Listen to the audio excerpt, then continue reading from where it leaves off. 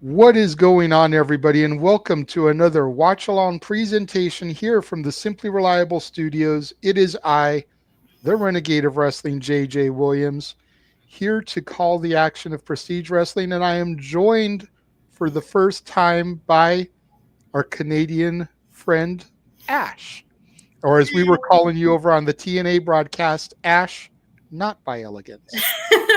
That's cute.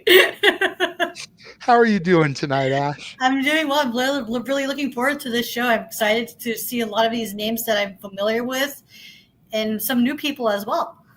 There you go. Yeah, that's the great thing about independent wrestling, and the thing that we've tried to convey here over these watch longs we've done the last couple days is you really kind of get that stars of yesterday, today, and tomorrow across these shows. And to your point, there's stars that we know from other companies.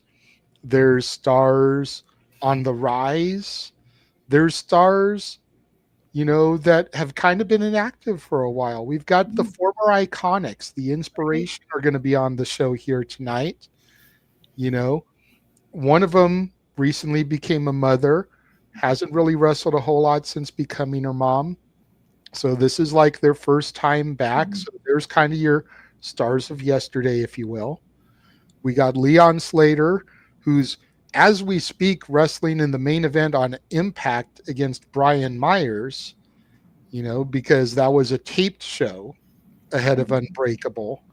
So you got a TNA superstar on the show.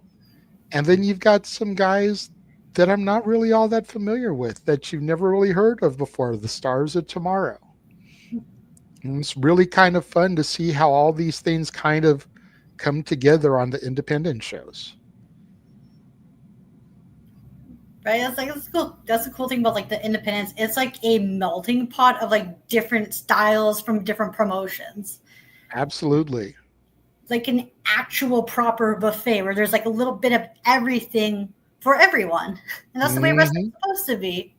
Exactly. See, I knew you were a good person to have on these.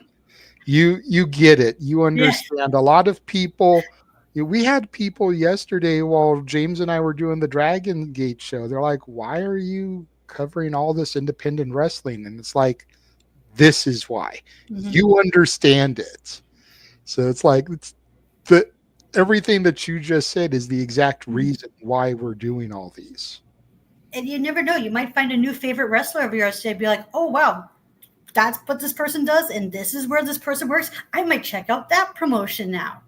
Absolutely. And for those of you at home that want to watch along with us as we do this coverage, Prestige Wrestling's YouTube channel is what is broadcasting the show. It is free to watch. All you've got to do is look up Prestige Wrestling on YouTube, and it should be the first link on the page. There is the live stream, which should be beginning here momentarily. It's supposed to start at 6:45 Pacific, 9:45 Eastern. It hasn't kicked over just yet, but it should be kicking over here any moment. It gives you more than enough time to get the show. And also, especially with the way the economy is, what's better than free? Right? You don't have to pay for it. Exactly. And it's on YouTube, so you can watch it whenever you want. Not only do you not have to pay for it, but you don't have to bootleg it either. Right? So no aborting the pirate. You can watch it legally for free. Exactly. No pirate ships needed here. Right? This is part of the West Coast Pro, Deadlock Pro, Prestige contingent that's all running shows at the Meet in Las Vegas. Again, West Coast Pro Wrestling's got shows, Deadlock. There's a few other companies. Stardom is running at the Meet. Nice. I believe on Friday they're doing the show at the Meet. One of the days they're at the Palms, part of the GCW, and then the other day they're at the Meet, part of this. I forget which day is which as far as today and tomorrow, but be that as it may, Stardom is running the Meet one day. There's a bunch of other companies that are running as part of this whole conglomeration as well. Not all of them are going to be free on YouTube, but this particular one is. And according to my television, it says 105 people are waiting to watch this event. Oh, Once it kicks nice. off, they're a couple of minutes behind schedule. I know the show they did this past weekend did have a pre-show match. Oh, Curious if one of these matches that we have today will in fact be a pre-show match, or if maybe they'll give us something that we weren't expecting, as we do have 9 matches tonight. mm. So we're just going to have to see when they kick over to live and how we're going to run things here. I will try to really quickly run through the matches we do have, because the event should be starting any moment. We don't really have a whole lot of time to talk about them, but Alan Angels is defending the Prestige Championship against Calvin Tankman in a no disqualification match. You got Jordan Cruz versus Bodhi on Prodigy. Kevin Blackwood versus Leon Slater, who again, Leon Slater, TNA, wrestling the main event of Impact right now as we speak. Murder Grandpa, Minoru Suzuki versus Adam Priest. So you've got some New Japan / AEW talent in Suzuki there. Michael Oku versus El Phantasmo. I saw a little bit of Oku this morning on the Defy show that was running. The Inspiration versus Nicole Matthews and Kylie Ray. Kylie Ray is a WWE ID prospect. She wrestles on Evolve every Wednesday at 8 o'clock Eastern, 5 o'clock Pacific. You got an 8-person tag match. Drexl, Matt Brannigan, and Ultrapower taking on Vaughn Vertigo, Tate Mayfairs, Evan Rivers, and Zaya Brookside. Zaya Brookside, again, TNA talent. Evan Rivers, part of the Sovereign, along with Sinner and Saint. They make up the stable known as the Sovereign on the independent circuit. Sinner and Saint, of course, also part of the Northern Armory, along with Eric Young in TNA. Will be taking on the Lykos Gym. You've got Galeno Del Mal, Hijo de Dr. Wagner Jr., and Arez versus the Z-Bratz, which I forget the other guy's name, but one of them is Ishin, one of them is Shun Skywalker, and one of them is something Minoru. Saw them last night on the Dragon Gate show, so I'm slightly familiar with the Z-Bratz, but not completely familiar. But that is everything that we have in store here as part of this show once it actually kicks off. Should be a fun and entertaining night. And we're just again waiting for them to go live here.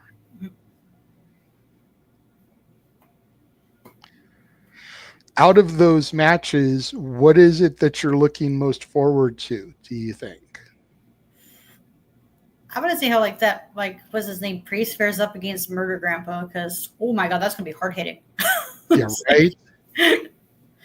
I've also heard a lot of good things about Michael Oku because I have a lot of friends who watch Rev Pro, and that's where they mostly know him from. Okay. El Phantasmo, I'm familiar with his work. I watch a lot of New Japan. What else is there? Like a lot of the tag matches, because I love me some tag team wrestling. Okay. You know, I'm looking forward to the Inspiration versus Nicole Matthews and Smiling Kylie Ray. I didn't really get to see the Iconics in their prime in WWE because by the time I came back to wrestling, they had already been released. But Noah always talks them up and how that was the last good team that held the women's tag titles.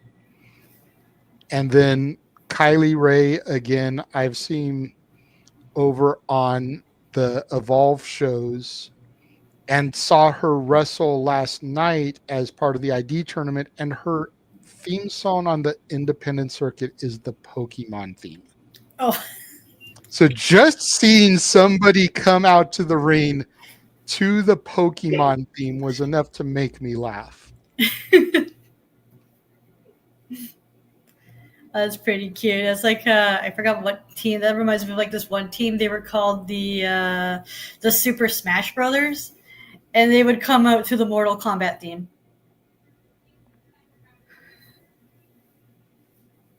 Yeah, that's awesome. The Mortal Kombat theme is definitely an underrated theme song also. But like I said, I heard it come over the speaker yesterday and I was like, who the hell is coming to the Pokemon theme? And then I saw her and it was like, okay, it makes perfect sense. It makes perfect sense. I could not even hate on it. And I don't care what anybody says. The Pokemon theme is a banger. It is. It is so underrated as a TV theme song. I'm still waiting for them to go live here. I'm not sure what the holdup is at the venue.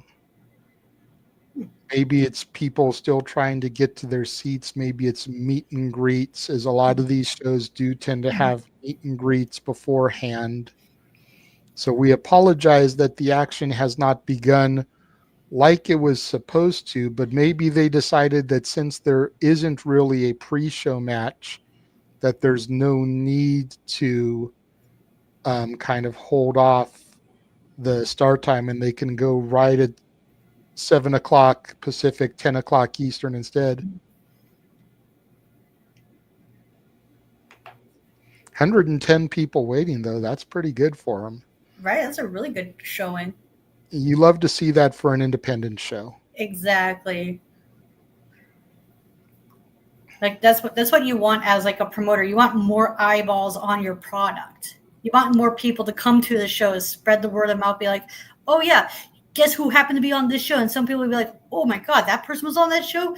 Maybe they might come back next time. Or, oh wow, who knows? It's like where I was going with this.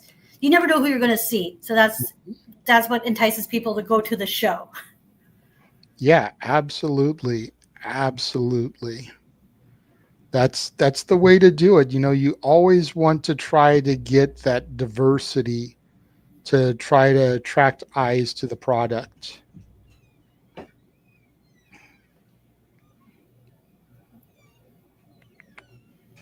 think I'm just about ready here. I've been trying to make the banners here as we've been talking because I wasn't able to get all that set up ahead of time. I think I've got everything now except for one more match. And then we'll be all set for when the show actually does go live.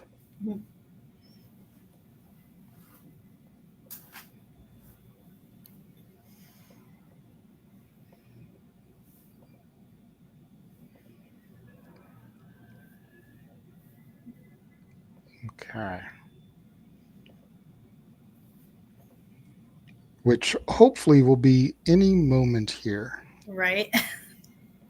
Man, this is quite the delay, but I understand why, because you got to get people in, the production, and all the stuff that goes with it. Yeah.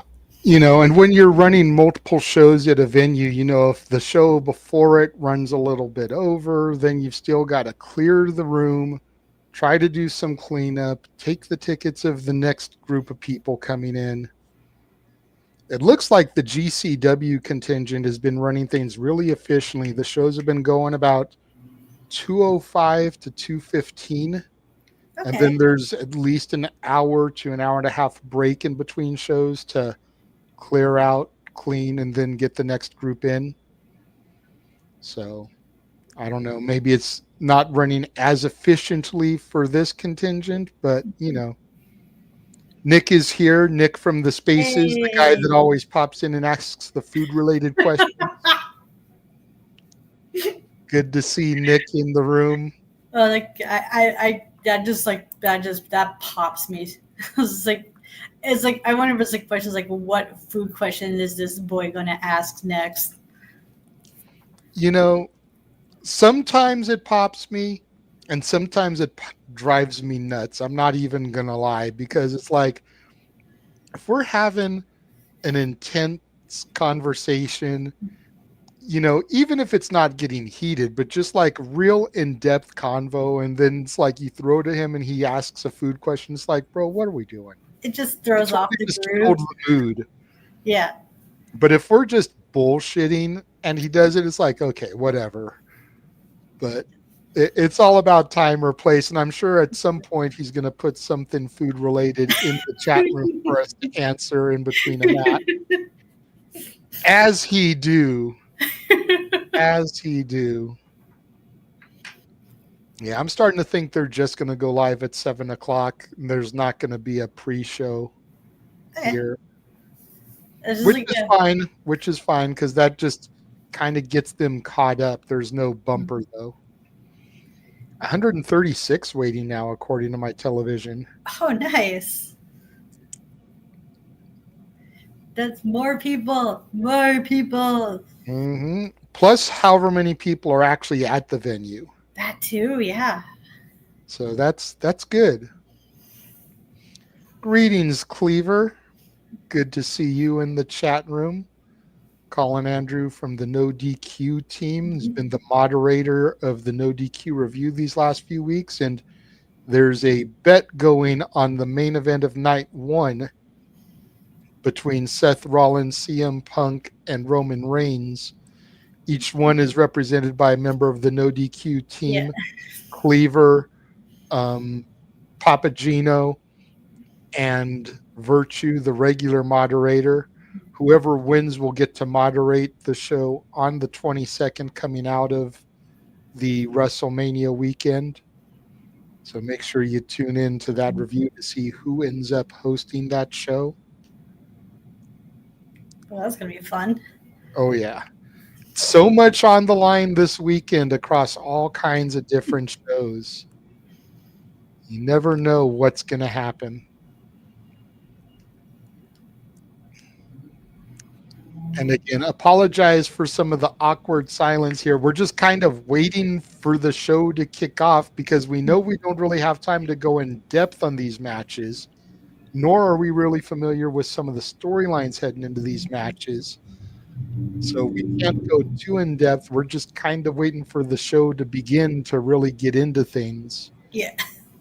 And I know my luck, if I go to run the trailer right now, the show will start. That's just my luck. Mm-hmm. Cleaver says he'll be on the panel either way, looking forward to the outcome, as are we all. Mm-hmm. And you're very welcome, Cleaver. You've been doing a great job running the show these last few weeks in Virtue's absence. Now it's up to 158 waiting. Nice. Right? Like that's just making my heart warm. Seriously, like as silly as that sounds, to see that many people waiting to watch an independent wrestling show on YouTube just kind of warms the soul, because you think about back in the days, most indie shows would get about 200 people tops in the gymnasium. So you've almost got a gymnasium sellout just of people waiting to watch it on YouTube. Plus however many people are at this hotel. Right. Which is probably close to 500 or so. And what happened here? We totally lost the thing. Somebody popped in and took over, and we lost the background and everything. Damn it, Walter. Popped into the wrong room, I think. He was trying to go into the blood sport room. Ended up popping into ours on accident and changing stuff. We've got people on the Prestige chat impatient, waiting for the show too. Or not being impatient, sorry. Better way is eagerly waiting. Right, because they know this is a big show for Prestige because it's WrestleMania week. Right. And the last show they did was pretty good too. I got to watch most of it. I think I missed two so I was in the middle of watching the Tankman match, so I didn't really get to watch the Angels versus Thatcher. Oh man, see, I was going to ask you what you thought about Ishii versus Tankman. I was halfway into the match when I had to pull up into here, and I was enjoying it. It's like, man, that's a big boy. He got agile, big boy. Yeah, he is. Yeah, he is. Now we're up to 194 waiting.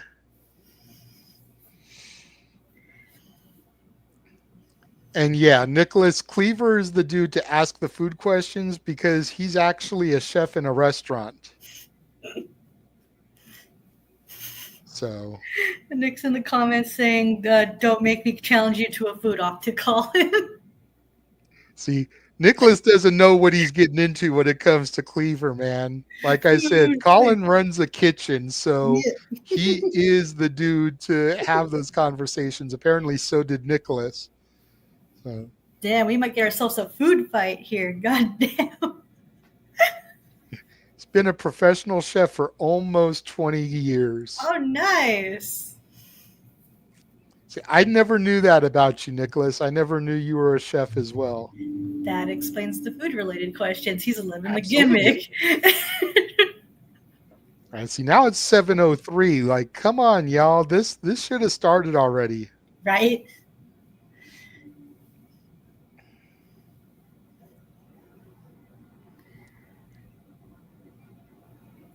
Got one person on the Prestige chat saying it's probably an hour from now. It's a different time zone. Oh, God, don't even give me that. Do not say that. Because if we went that freaking early. Because the flyer on the screen says doors 6:30, start 7 o'clock. Like, and it's West Coast time, which is the time zone I am in. Oh, no, it went to freaking screen here. My screensaver cut in on my Roku. Oh, there we go. It said 212 people waiting before it cut to the logo here. So nice. Again, you think 200 people is about normal for a local gymnasium or rec center for an indie show. So there's almost about as many people watching this as would be there if this was like a normal gymnasium independent show. Yeah. That's crazy. But like I said, we've got the Prestige Nothing to Lose logo as our background right now. If I didn't want to have the Vegas strip like I did, I would screenshot that real quick and upload it. But I like having the Vegas strip behind us. That's been kind of the background for all the shows this week. I mean, that makes sense. It's Vegas, baby. Yep. I mean, you can even see the O's in the logo are poker chips. Right? It's pretty cute. Like even in the people's names, the O's are poker chips. Mm-hmm. Playing into the theme of being in Las Vegas. Yep.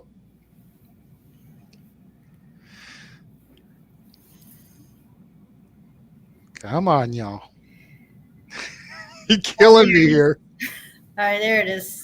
We got a nice little video package hyping up the show. Okay, I just got it. So you're slightly ahead of me. Okay. It's all good. It's all good.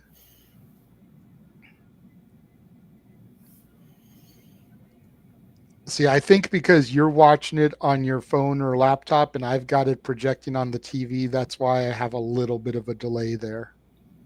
Okay, fair enough. I'm not too far ahead. I'm probably maybe just a few seconds or so.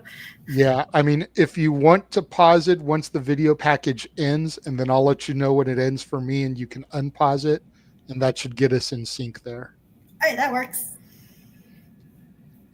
But yeah, getting this nice highlight package of Prestige history.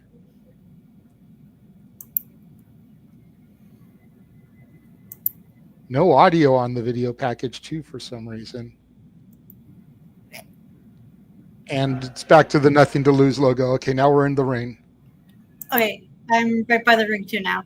Okay. All the fans just kind of standing there ringside hitting the ring. That's kind of crazy that they're letting them get that close, but no guardrail or nothing to prevent the talent from getting in the lap of the fans. Definitely worth noting. It's the same way at the GCW stuff. There's no guardrails. So if the talent comes outside, they're literally in your face. Right. And it looks like we're starting out with Lykos Gym here. So that's going to be, they're going to be taking on Sinner and Saint. Nice. I haven't watched any of them, but I've heard about them because the same people who I know watch Rep Pro also watch Progress. That's where these two made their name for themselves. Oh, okay. It's good to know. I think they used to partner with Chris Brooks, who's doing his own thing over in DDT right now. Good to know. That is information that I was unaware of. So it's nice to have somebody that has a little bit of insight for some of these other teams for me. Man, back in, I think it was like 2016 to 2018, that was like all my Twitter feed was about. Like everyone would just be nonstop about Progress Pro Wrestling. Okay. And here comes Sinner and Saint, Travis Williams, Judas Icarus. Again, part of the Sovereign stable here on the Independence, along with Evan Rivers, part of the Northern Armory and TNA, alongside Eric Young. Williams, the bald one, Icarus, the short hair. Yeah.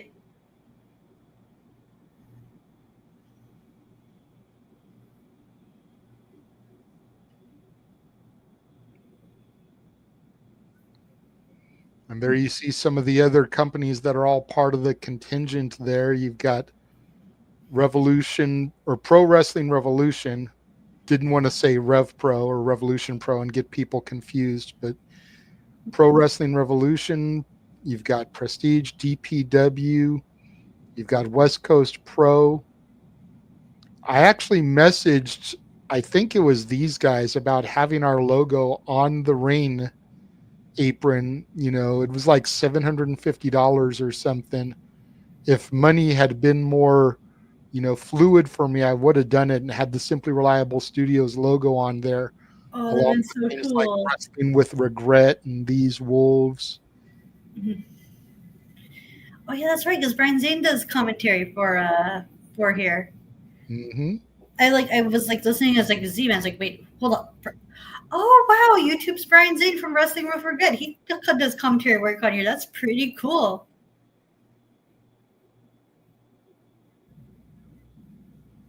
Collar elbow tie up in the center of the ring.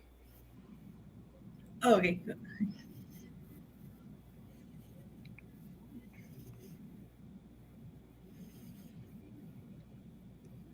Nice side headlock takedown, leg scissors, back to a side headlock here by Icarus. Shoots him off the ropes, up and over, leapfrog. Jumps through, roll through from Icarus.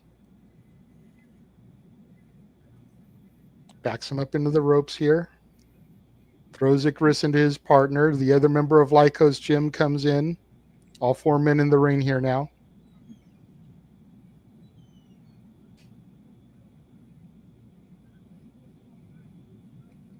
Do you know the names of the two men from Lykos Gym? Because I didn't catch that. I didn't catch their names either, unfortunately. Gotcha. Now we got Williams and the masked member of Lykos Gym in here now. Collar elbow tie-ups. Nice hammerlock reversed. Reversed again. Both men just kind of reversing the hammerlock. Head scissors takedown. And tag here to the other member of Lykos Gym. They were evenly matched up until that head scissors. I know, right? Shooting Williams into the ropes. Nice double back elbow from the members of Lykos Gym. Leg scissors, sliding boot there to the face of Williams. Tag into Icarus. Nice arm drag takedown. Takes Icarus to the mat.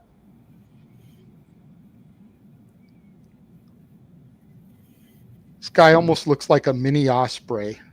He kind of does, yeah. I see it too. And they both work. From what I'm seeing, they both work. They work a similar style too, as well. God, oh my God! Kick to the midsection of Icarus there. Irish whip sent in. Nice flying forearm from Icarus. Drops the member of Lykos Gym.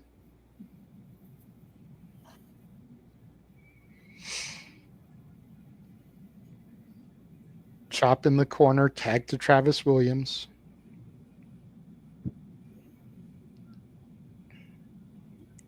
Double team maneuver here from Sinner and Saint. Clothesline forearm smash to the back.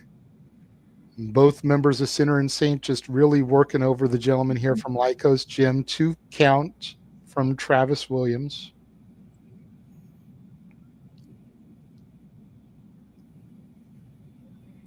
Vicious chop there from Williams, rocking the member of Lykos Gym, calling for a timeout here. There's no timeouts in wrestling. I was going to say, usually that's a heel tactic, calling for the timeout. Yeah, it's rare. It's very rare you see that from the face team. That's usually like a heel tactic to like stall out to like give recovery time. 2 count there from Icarus. Another pin attempt, gets another 2 count.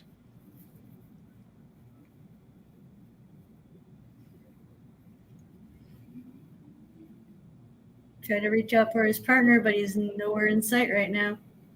Yep. Nice chop to the chest of Icarus there, and another one.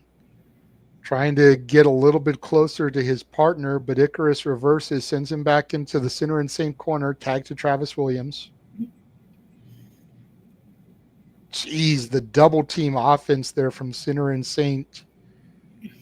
These guys have almost been made to be jokes in TNA, but you get them on the indies like this and you see what badasses they truly could be. Right? They just work so well together. And such an intense style, too. Right? Almost too intense for a major company to the point where they have to like dull it down in TNA. Or have them go through the NXT system and learn the WWE way of doing things. Right. Nice crossbody from the member of Lykos Gym, taking out Travis Williams. Didn't go for a pinfall, though. Kind of surprised he didn't hook the leg upon the landing, try to get a pin attempt. Right? Because that was like a nice crossbody.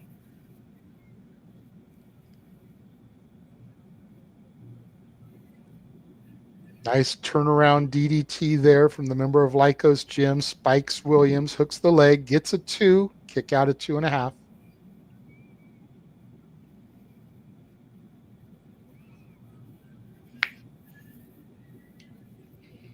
Got Nicholas and Cleaver just having all kinds of food conversation back and forth here in the chat. I just briefly glanced over there and I'm like, yes, chef. Thank you, chef. Cheers, chef. So awesome the way you can bring people together through social media and YouTube. Right? Social media is both a blessing and a curse, and this is one of the nice things about it. Like we're having on display in the group chat, right? Or in the comment section. Yep. Travis Williams gets the tag to Icarus. Nice assisted elbow smash there from the members of Sinner and Saint. Double teaming here. Oh, these combinations are just so beautifully done. Like I'm loving this tag team. I love tag teams that do this stuff that like work so well together. They're super in sync. Mm-hmm. I noticed last night that Icarus, much like Speedball Mike Bailey, doesn't wear shoes, but he's got the kick pads and straps. So you got to figure he's got a martial arts background of some sort. Yeah.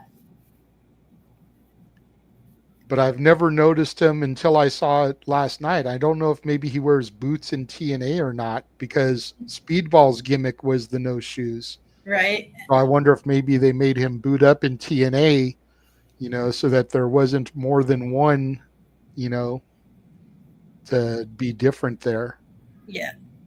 Double stomp to the back of Williams, rolls through, backstabber onto Icarus. Great combination there by the unmasked member of Lykos Gym. Irish whip sends his partner into Williams, follows up with the forearm smash. Nice bouncing Spanish fly, and then a running kick there. Ooh, Double team pin. Icarus able to break up the pin attempt. Well, that was a beautiful combination from the Lykos Gym as well. Tag team wrestling, to your point, is a specialization that's seriously lacking from the mainstream companies. AEW's tag division is lacking. WWE's tag division is lacking. Even NXT's tag division is lacking, considering Fraxium has been on top as long as they have.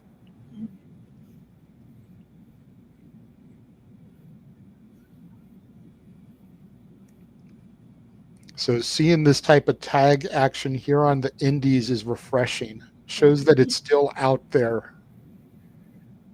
A lot of people are saying like there's no good tag teams. Like, oh, there is tag teams. You just got to find them. Yeah. And a better place than the indies. I believe they were, Colin. I believe that was something Ash pointed out because I'm not that familiar with Progress. Colin saying wasn't Lykos in Progress, didn't you? Yes, they were. Okay. So they were there, Colin. That's probably where you saw them previously. Hook of the leg. Williams gets the 3 count, and Sinner and Saint able to pick up the victory here over Lykos Jim. Icarus telling him you were close. You almost got us. We got you.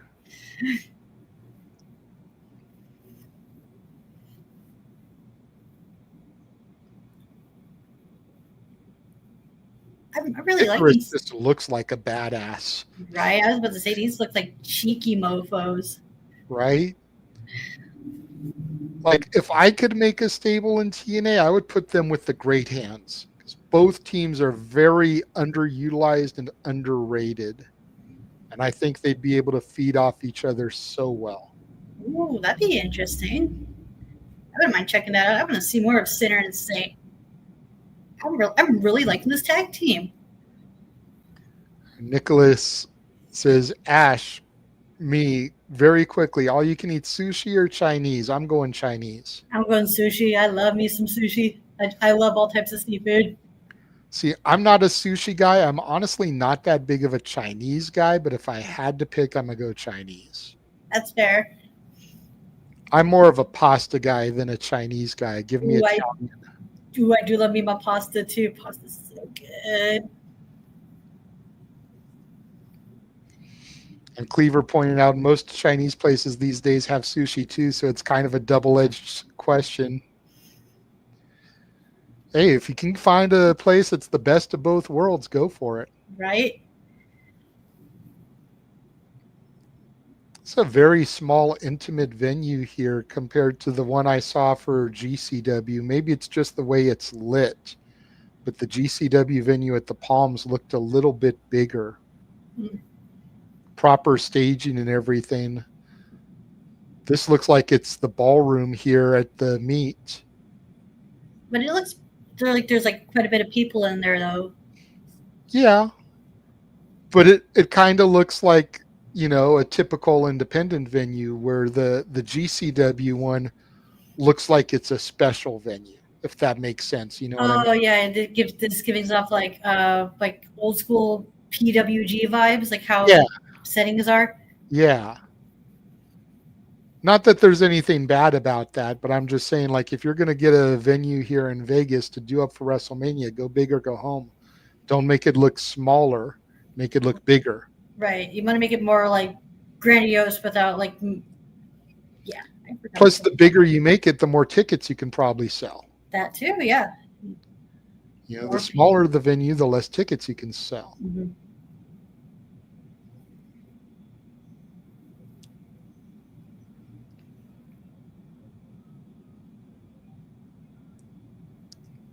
Looks like we're going to have some 6-man lucha action here. Oh, these are so fun, especially like how high octane and fast paced they can be, especially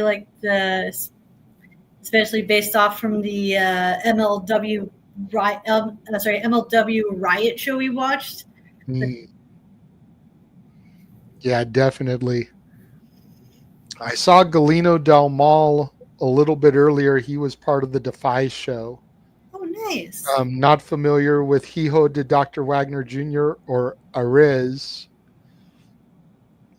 And then the Z-Bratz, again, I saw last night on the Dragon Gate show. That's their opposition.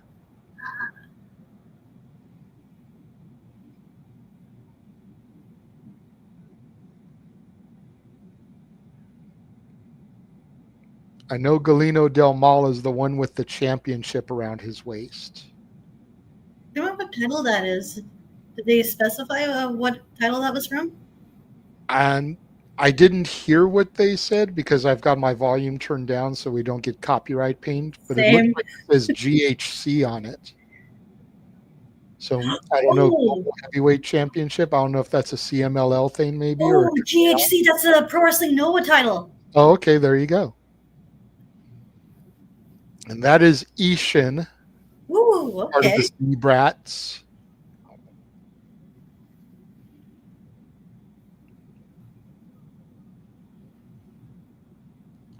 Shun Skywalker there with the mask. And I forget the name of the other one. Definitely a different mask than he had on last night. Jesus. Skywalker a little bit on the flamboyant side with his in-ring presence.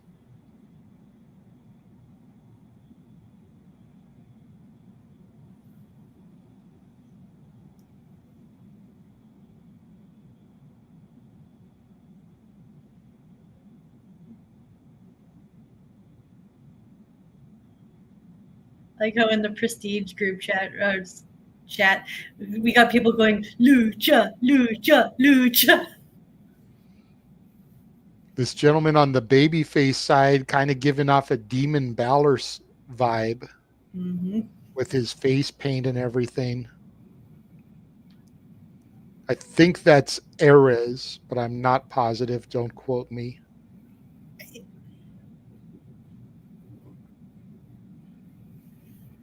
Okay, there's the mask that he wore last night. I guess the other mask was just kind of a psych out.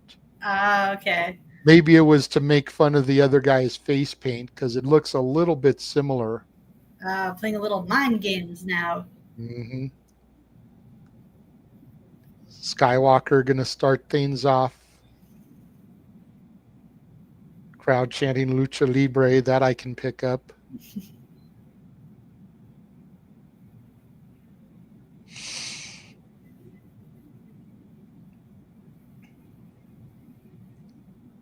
Collar elbow tie up here to start things off. Again, right into the wrist lock. Traditional startup.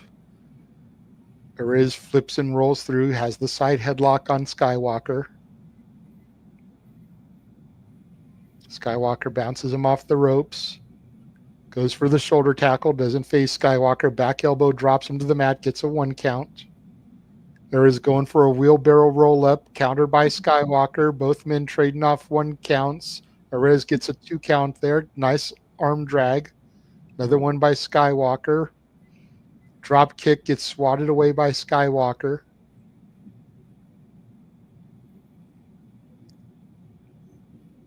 Skywalker off the ropes here, and Arez kind of does a matrix flip. Here come the rest of the Z-Bratz here to double and triple team the opposition.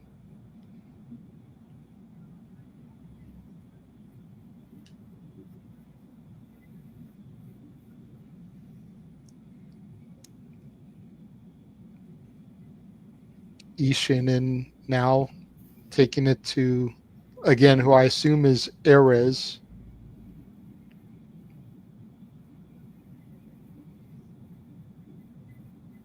Skywalker getting in the face of the referee. The referee trying to get some order here. Mm-hmm. Skywalker trying to silence the crowd. Good heel taunts here from Skywalker. Minoru and Ishin double teaming. Here comes Minoru in. Nice back elbow. Here comes Ishin, forearm smash. Irish whip to a pump kick there from Skywalker.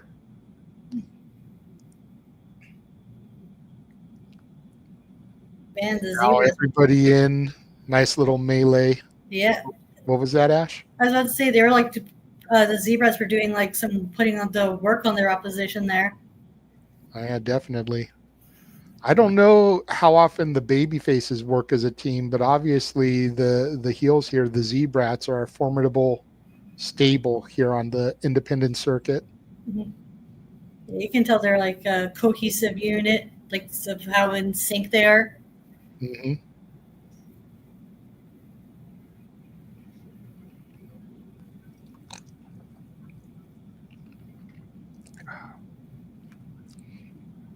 Minoru going after Wagner.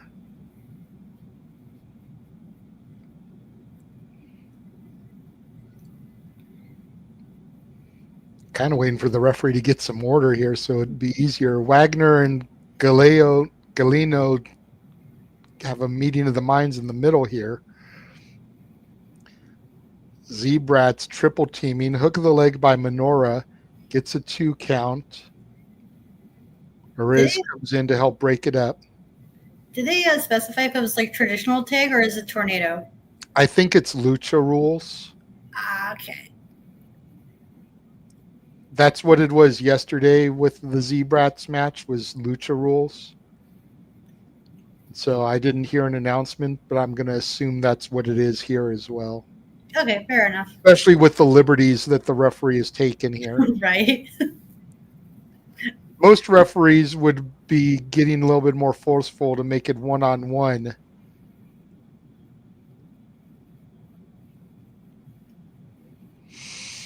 And I'm loving how the Z-Bratz are just like playing into the crowd. They're like really healing it up.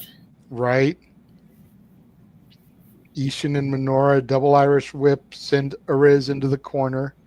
Arez sidesteps Minoru, side kicks to Skywalker, back kick to Minoru, up and over Ishin, rolls through flip, and a Pele kick drops Ishin. Great series of offense there by Arez. Here comes Wagner and Galeno.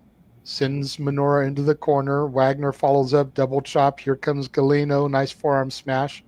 Minoru sent into Wagner, up and over, tilt-a-whirl backbreaker. And now they're ping-ponging him in the center of the ring. Ishin comes in now trying to chop the two masked luchas. Double headbutt there, drops Ishin, center of the ring.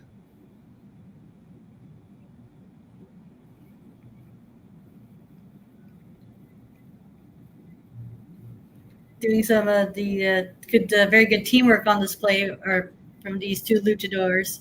Yep. Both men kind of running and jumping over. Nice running splash there onto Ishin. Goes for the pinfall. Skywalker in to break it up.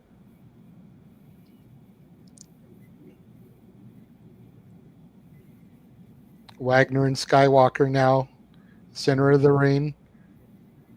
Looked like he was going for a bionic elbow, but did an eye poke instead. A little bit of comedy inserted into the match here.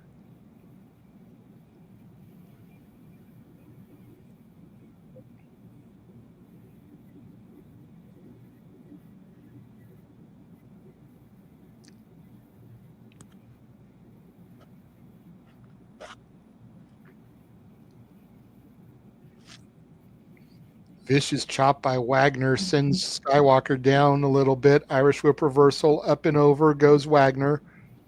Rolls back.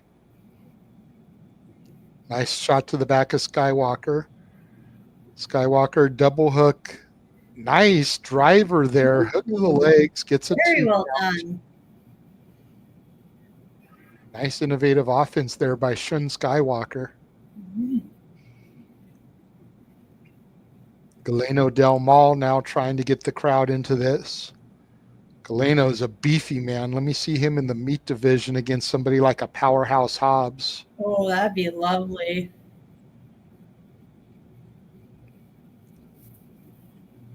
Galeno Del Mal bounces off the rope, eats a pump kick by Skywalker. Nice reverse suplex there, up and over to Skywalker. Hooks the leg, nice body on body. Minoru in to get the breakup. Minoru and Ishin now going right after Galeno Del Mal. Double team here, sends him into the corner. Kick to the midsection, forearm smash, double chop, running knee.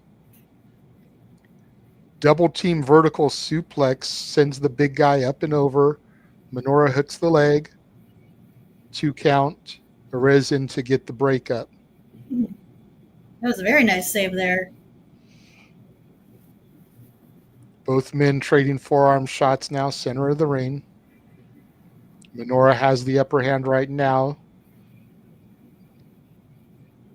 Step up Inseguri from Arez.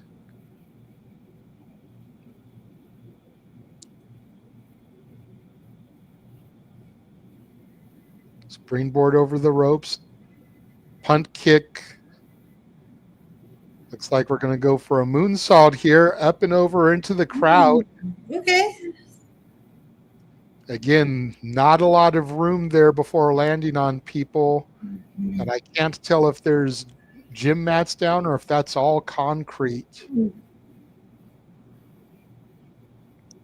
I know the GCW one, it's all concrete. There's no mats. So that is all concrete. There is no matting on the grounds there. That is all hard concrete. Jeez. Nice suicide dive from Ishin. Oh, that was nice. That was very nice. Uh-oh, the big man is in the ring now. Oh, is he going to try to go for a high-flying move too? I think he is. Everybody's getting up to catch him.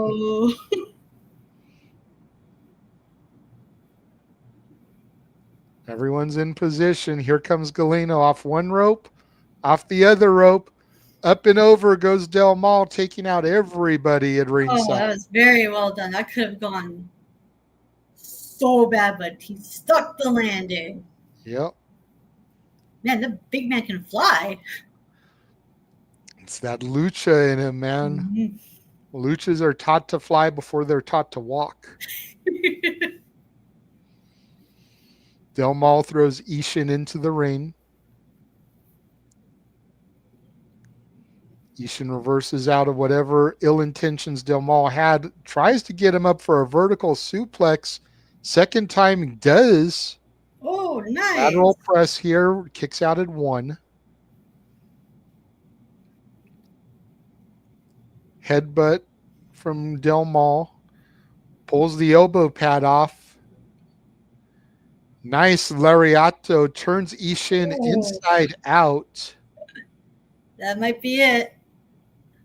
Oh, never mind. Has him set up for Jesus. Oh, whoa, what the hell was that? That was freaking sweet.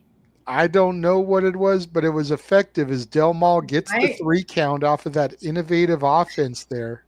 I was about to say, if that didn't finish the match, who the hell knows what would have? Right? Looked kind of like a spinning tiger driver or tiger bomb.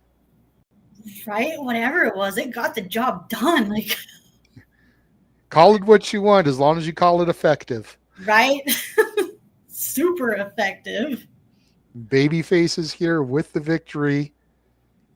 Straps are down.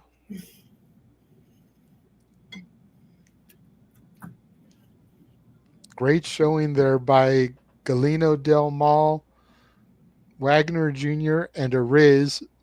Skywalker back in now. Who's Skywalker doing here with the referee? Looks like he was about to slam him. And now Skywalker getting thrown through the ropes to the outside. So that's enough of you. Right.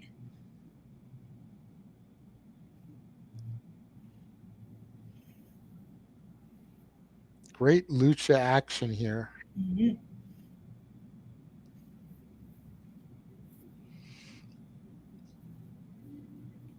Two very solid tag matches back to back. You love to see it. Yep. And we still have an 8-person mixed tag match and a women's tag match coming here.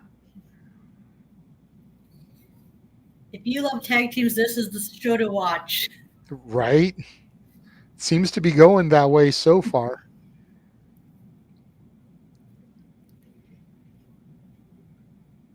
And this week is definitely multi-person mania. Seems like most matches are multi-person. There's very few one-on-ones on any of these cards because everybody wants to get featured. Everybody wants to get a payday. Everyone wants to get showcased.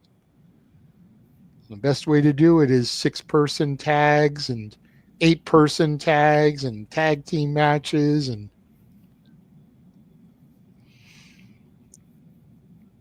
Ring announcer coming back in for the next match here. All we can do is you can put as much multi-man matches on there as long as they deliver. Then who are we to complain, right? Exactly.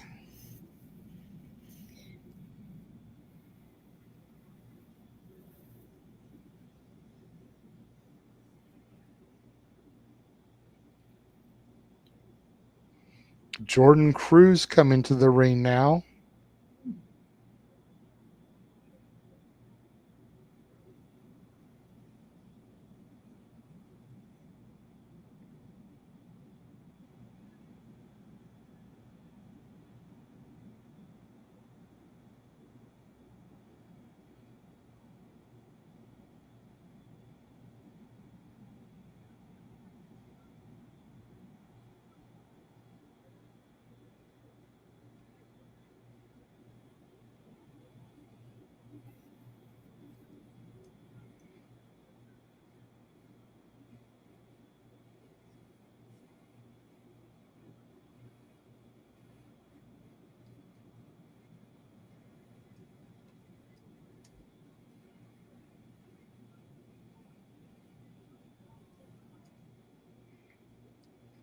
And here comes his opposition, Bodhi Young Prodigy.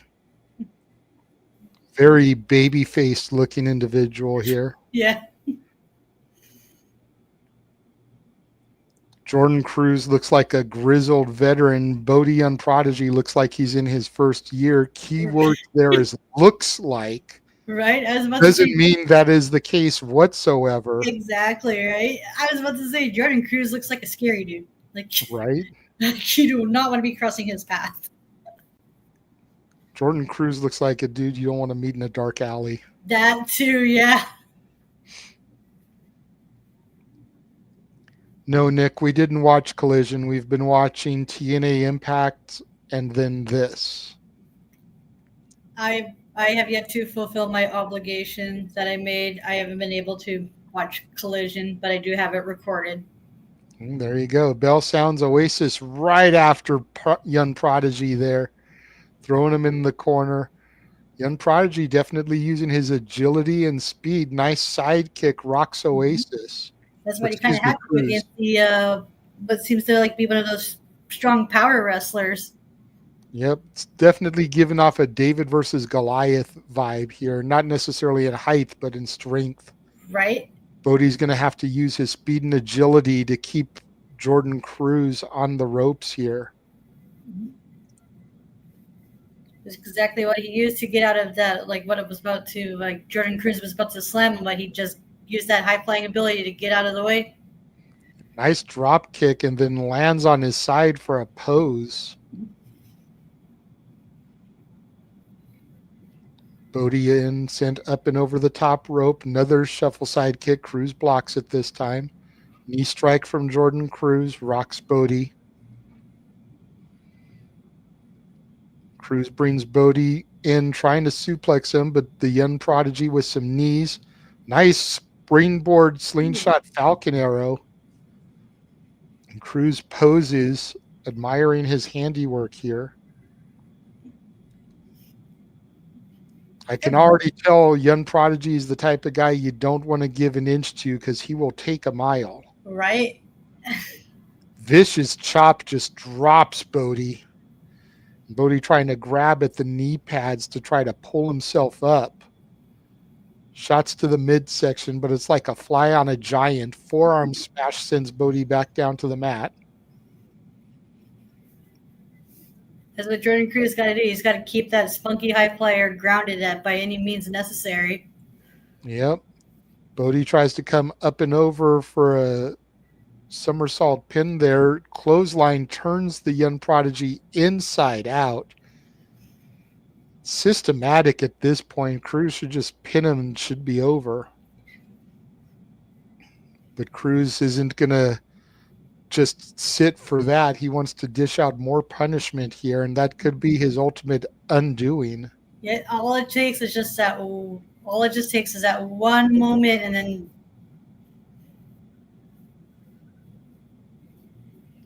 Cruz up to the top there. Bodhi pushes him off.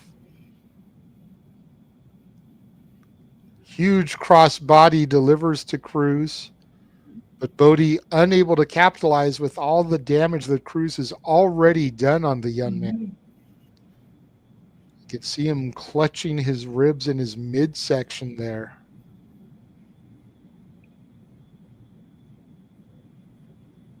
Jawbreaker from Bodhi. Nice jumping in Seguri rocks Cruz at least momentarily. Pele kick drops him to the mat. Bodhi off the ropes. Pop-up Hurricane Rana hooks the legs. Gets 2.5. Wow, that was intense. That almost was an upset. Right, that was way too close.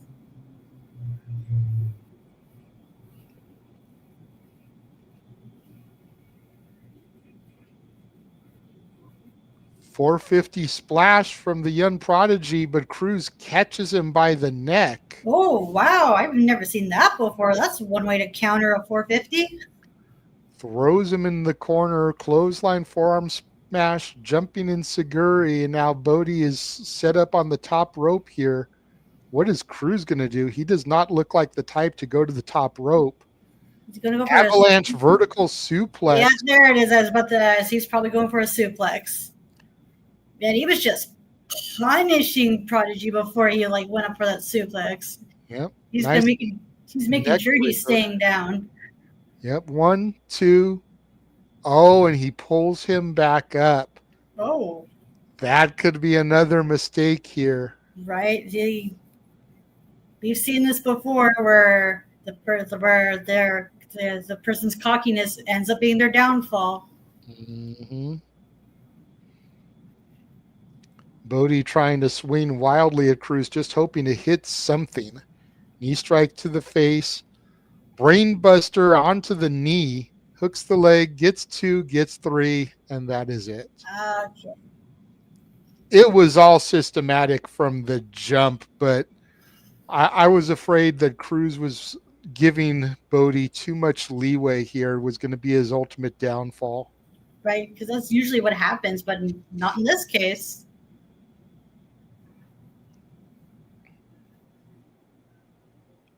Good grief.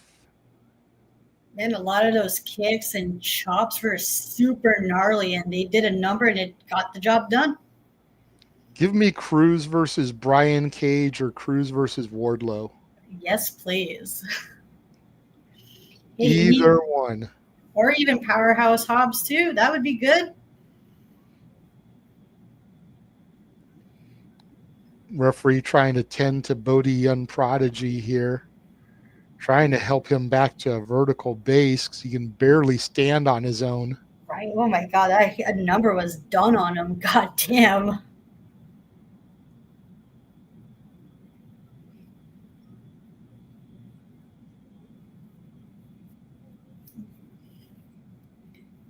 Yeah, Jordan Cruz is a force to be reckoned with. Yeah, definitely. He's someone I would like to see up close and in person.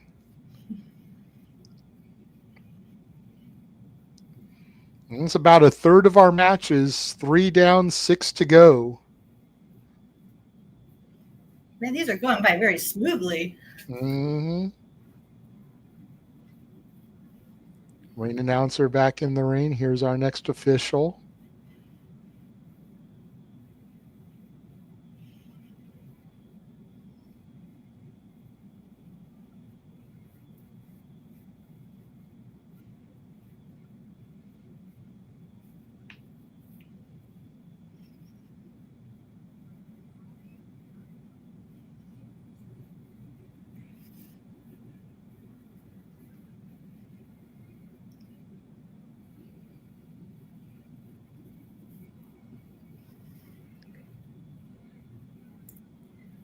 Adam Priest. Okay, this is going to be the Murder Grandpa match.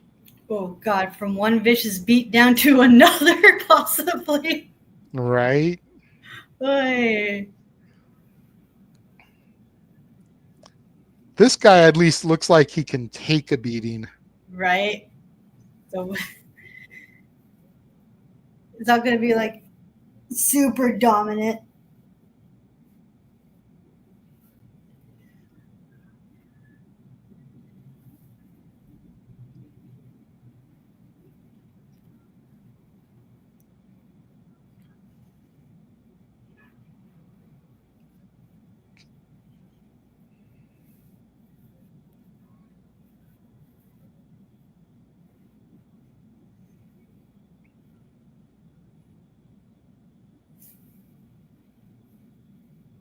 Lights go out for Minoru Suzuki here.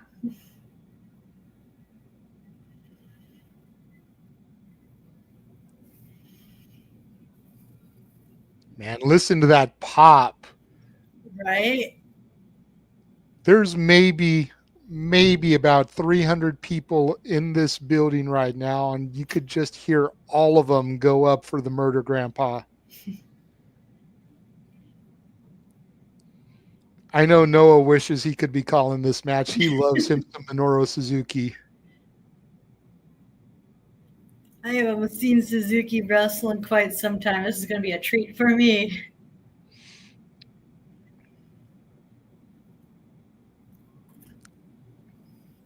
Just look at the presentation here. Like, he hasn't even come out yet, but the flashing lights, the lights spinning around to light the stage. You can see the silhouettes of people recording on the curtains there. And there he is. Oh, that reaction. Whoa. Suzuki's one of those dudes, whether you like him or you hate him, you just got to respect him. Right. A big smile on his face. You want to talk about aura? Minoru Suzuki is aura personified. Him and Ishii both. Right? Like, you want to talk about OGs in the Japanese wrestling game that are still active today. Those two men, and to your point, just the aura that they come with, the command of presence. Exactly. My God, their feud for the never open weight title were just all out wars.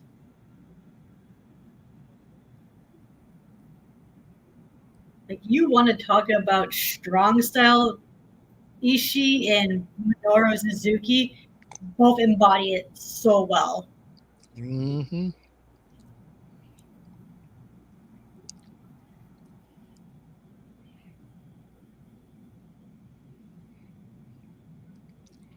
Suzuki hands his towel and championship to the ring announcer, passes it off to the ring attendant there.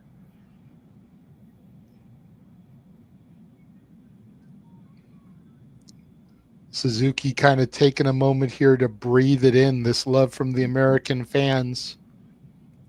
Priest and Suzuki jaw-jacking a little bit.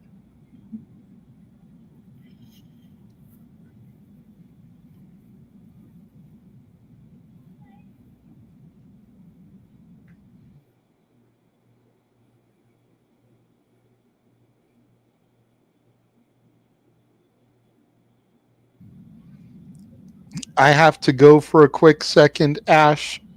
I will be right back, okay? So just go ahead and talk about what you see.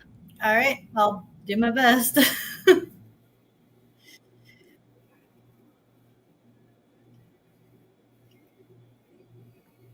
Okay, so right now Adam Priest is walking around the ring. Oh, wait, never mind. He's back in now.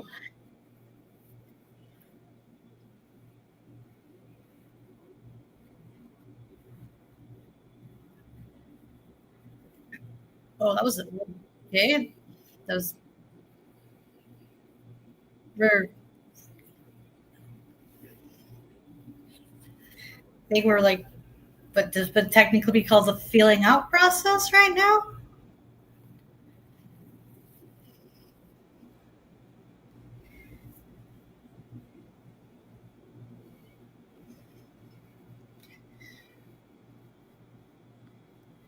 Adam Priest trying to go for a chop.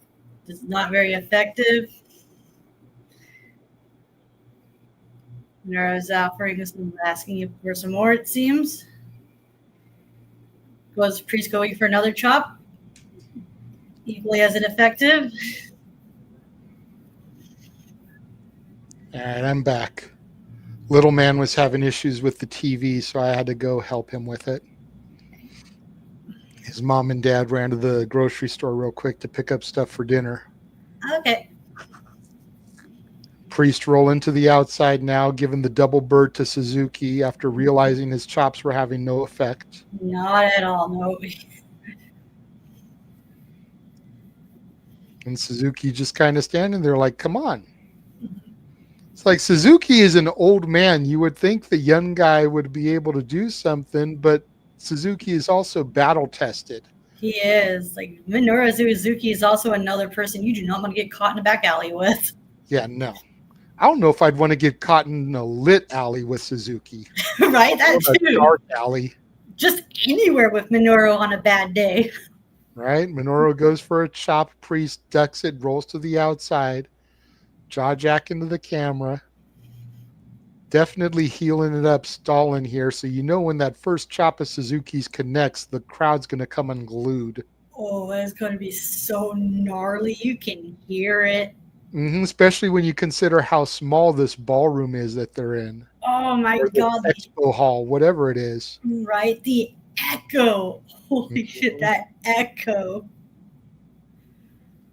Suzuki grabs Priest by the ears, winds up again, roll through. Suzuki follows him to the outside this time. Kick to the midsection by Suzuki, and there's that chop. And another one. Priest backed up against the ring apron there.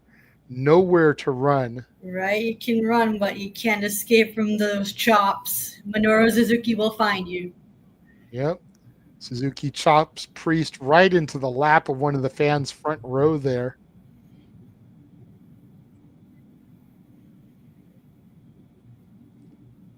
Another one sits Priest on the fan's lap and chops him. Audience participation is one of the things you get at independent shows that you will not get at a major company. Now fighting over by the entranceway. Priest trying to shove one of the chairs at Suzuki. Suzuki folds it up. Chair to the midsection. Chair to the back. You give Minoru a weapon, he's going to use it to his advantage. Suzuki rolls back to the inside here. If nothing else, probably just for a break of the count. Priest still on the outside over by the entryway. Suzuki telling the referee to get Priest into the ring. Referee starting the 10 count now at 2. There's 3. Priest on wobbly legs. Referee up to 4.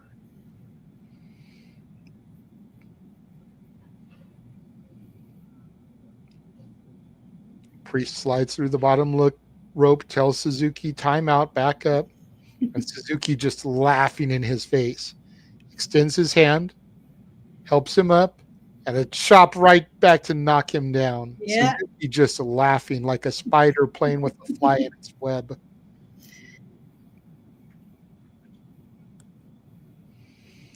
Suzuki has a nice arm bar going for some joint manipulation now on the fingers of Priest. Priest selling the crap out of it.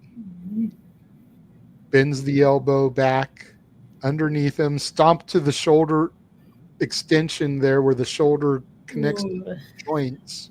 That was nasty. And again, Suzuki just laughing. He's enjoying it, telling the crowd, just wait, I got this. Chop to the back of Priest.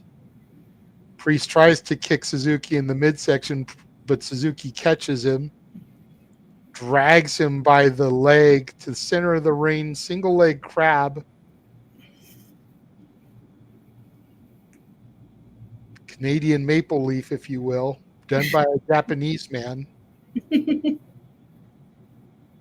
Just dragging Priest along. Now he sits back with it, adding extra pressure. And again, Suzuki just smiling and laughing. He is having a blast with this. I'm loving it even more because you could tell how much fun Suzuki's having. Right, exactly. He's enjoying this way too much. Minoru enjoys dishing punishment as much as he enjoys taking it. Very much a masochist. And now he locks in a crossface while still having that leg grapevine. He's making sure there's no escape for this man. Priest able to wiggle his way to the ropes, gets his left leg on the bottom rope there, causes the break. Good ring awareness here from the challenger. Very smart on his end. Priest backs into the corner here. Suzuki gets him up. Waits for the right moment. Nice chop and a headbutt from Priest to the chest of Suzuki. That kind of upset Suzuki. Look at him there. He's a little pissed. Forearm smash drops Priest.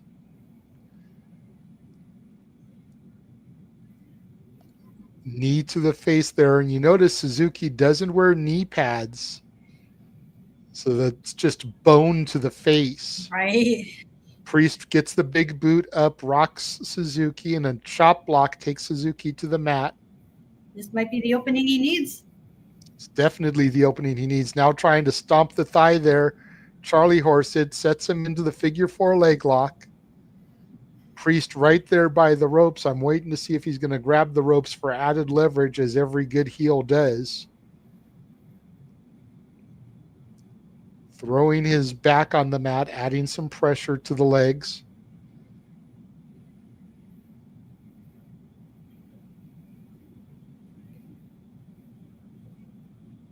And again, Suzuki is almost like he's telling them, do better than that. Mm-hmm. Suzuki has a toe hold onto Priest and causes Priest to grab the rope. Hard to believe that that toe hold was more devastating than the figure 4. But when you've got the experience Suzuki has, boot to the face, followed by an elbow drop, lateral press, gets a 2 count on Suzuki. Nice European uppercut from Priest, and then a chop. Priest finally seeming to get a little bit of offense here. A few combinations on Suzuki after Minoru has dominated most of the match. Runs in with a chop, but the chop does not fade him. A chop on Suzuki seems to have the same effect as a headbutt on a Samoan. It's just like, yeah, even try. Irish whip reversed, sends Priest in the corner. Suzuki follows in with the Yakuza kick. Snapmare takedown. Off the ropes goes Suzuki. Running PK drops Priest. Knee to the midsection, gets a 2 count from Suzuki. the disrespect. Right? Just how lax that cover was, even from somebody like Suzuki. Like, you wouldn't expect him to be that lazy with his cover. Not at all, because that's not like a Minoru at all. Just shows how lightly Suzuki may be taking Priest. Do you think that could lead to his potential downfall? I mean, we said that earlier in the Jordan Cruz match, but Jordan Cruz was able to pull it out, so I don't know. Some repeated chops from Priest having no effect on Suzuki. Forearm smash rocks him a little bit. Suzuki drops Priest, though, with a receipt. How old is Suzuki? He's got to be in his 50s, maybe his early 60s. Yeah, I think he's somewhere in his 50s, if I'm not mistaken. But he's up there in age. But even though he's up there in age, he has not lost a step. Yeah, phenomenal shape. I wish I looked that good at his age.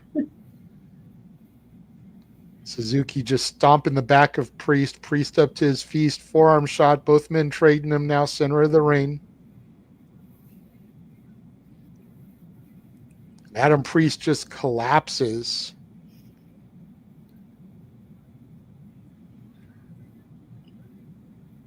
Could the adrenaline of Priest have just worn off? Adrenaline is one hell of a drug, especially when you're a pro wrestler. You ain't never lied. Both men trying to get the waist lock, standing switches. Nice DDT from Priest to Suzuki. Hooks the leg. Gets a 2 count. Barely a 2 count. Like 1 9/10. Priest tries to pick Suzuki up. Suzuki gets back on his feet. Suzuki has him locked in the sleeper hold. Turns him around.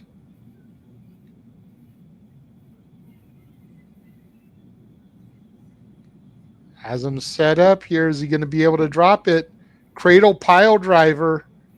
Oh, and he connects with it. 2, 3. Minoru Suzuki picks up the pinfall here with the cradle pile driver.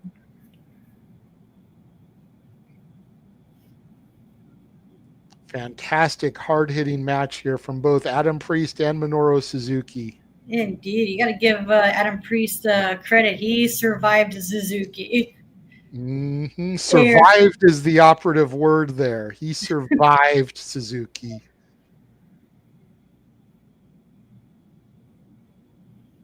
I mean, man, that guy put up a fight.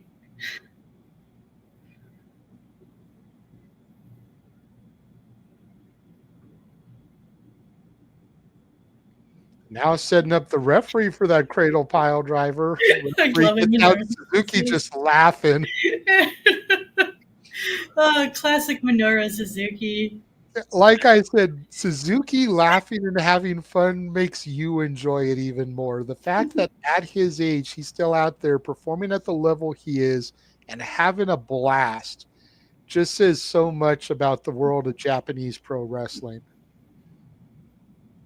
Suzuki showing some love to the fans as he makes his way to the back. Oh man, it's gonna be a sad day when Minoru retires. I don't want that to happen anytime soon.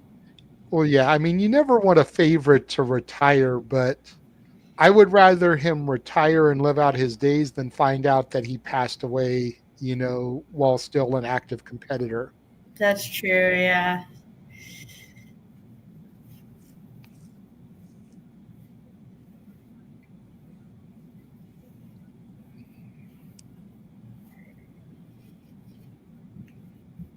Man, I miss seeing Minoru.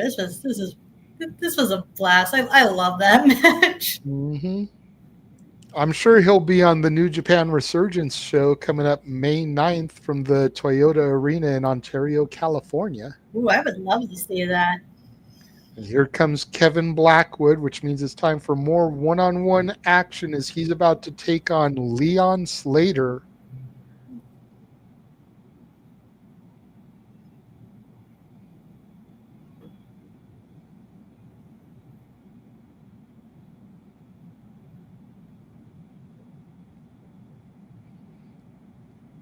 Now, see, much like that last match was hard-hitting, this should be very fast-paced. I don't know much about Blackwood, but Leon Slater is one of those very much like a Javon Evans. In fact, that's a dream match that we want ever since the NXT&A partnership. They seem very much cut from the same cloth. So I don't know how much you may have seen of Leon, but if that's anything to go off of, and if Blackwood is any kind of similar to it, this should be a nice, fast-paced matchup. Here comes Leon Slater. Not sure who that is accompanying him to ringside, as that's not someone who's usually with him in TNA.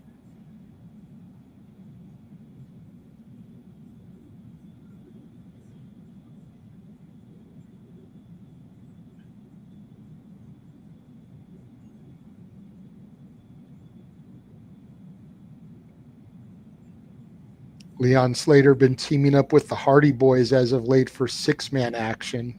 Oh, nice. That sounds fun. Yeah, and you know the style of the Hardys, so to see this dude along Matt and Jeff kind of tells you, again, what to expect from him. So he's a spunky, fast-paced high flyer? He does a swanton into a 450. How's that even possible? Just watch him and see if he does it. You'll see. Okay. That's all I can say because I can't describe how he does it. So this is a gravity-defying dude? Like what? Yeah. Like they used to call Pac the man that gravity forgot. I think you could give that nickname to Leon Slater now.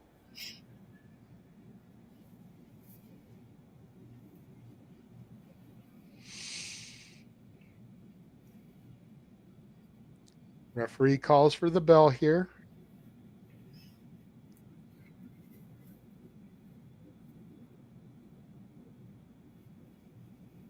Looks like the two men going for a test of strength to start. Instead, going for the collar elbow tie-up, waistlock by Blackwood. Slater gets the wrist for a little arm control there.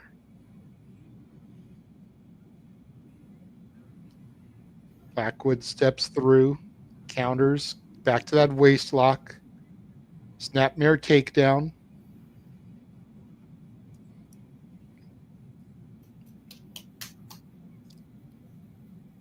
Great opening series of moves there from both men. Beautiful sequences, yes. Another collar elbow tie-up, center of the ring, side headlock by Blackwood.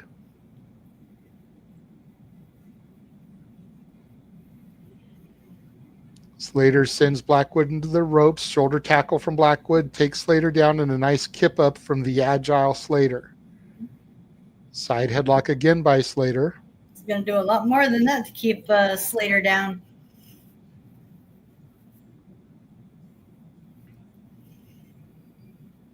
Blackwood sends Slater into the ropes. Nice tackle sends Blackwood to the mat. And a kip up from Blackwood. But he falls back down. Doesn't quite have the athleticism to get the kip up there. Trying to do he tried. Give him an E for effort. He's trying to do anything you can do, I can do equally, if not better. And goes for a second kip up and he misses. Leon Slater trying to encourage him. Show sportsmanship here. Is third time the charm? No, that time double boots. Oh, there's the kip up showing that he there could do it it is. all along. False Sneaky sense of little security bugger. there. Give him that false sense of hope and security. Yep. That X-Pac reverse mule kick there from Slater. Irish whip reversed, hand sprain into a back elbow from Slater. Drops Blackwood. Blackwood rolls to the outside here.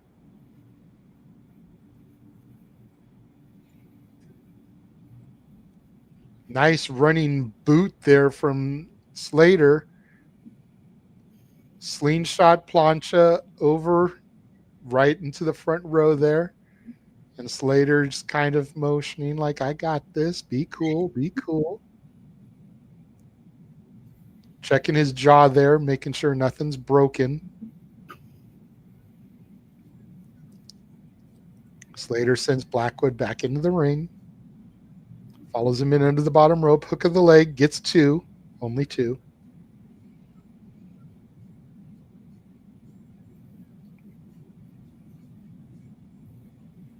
Slater comes in with a kick to the midsection to Blackwood. Blackwood sends Slater up and over the top rope. Swing and a miss. Swing and a miss.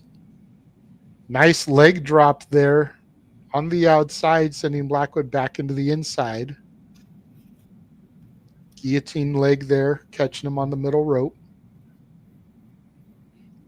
Slater trying to get the crowd into this. They've seen so much here these first few matches, though. Goes for the Harlem sidekick, misses.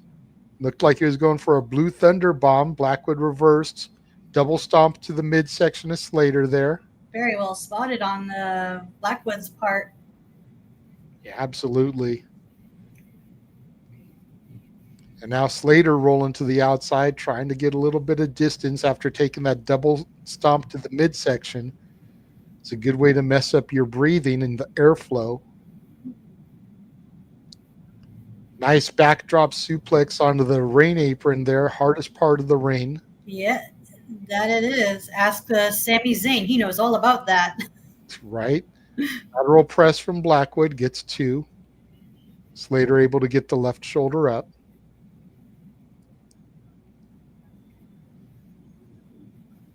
And now Blackwood backs Slater in the corner. Gut shot sends him into the other corner.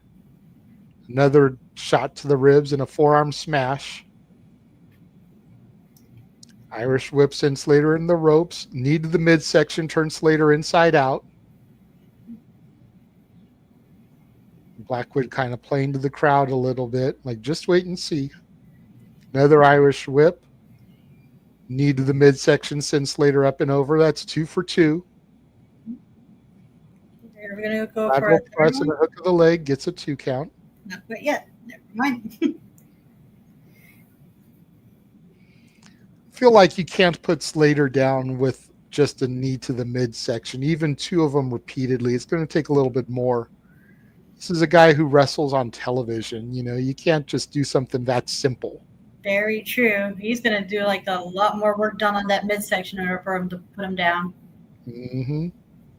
Another kick to the midsection from Blackwood. Irish whip sends Slater in the rope. Going for a third one. Slater grabs the waist, rolls him up, gets a 2 count. Blackwood may have gone to the well once too often. Belly to back suplex. Slater able to get back to a vertical base. Knee strike to the midsection, though, sends Slater back down to the mat.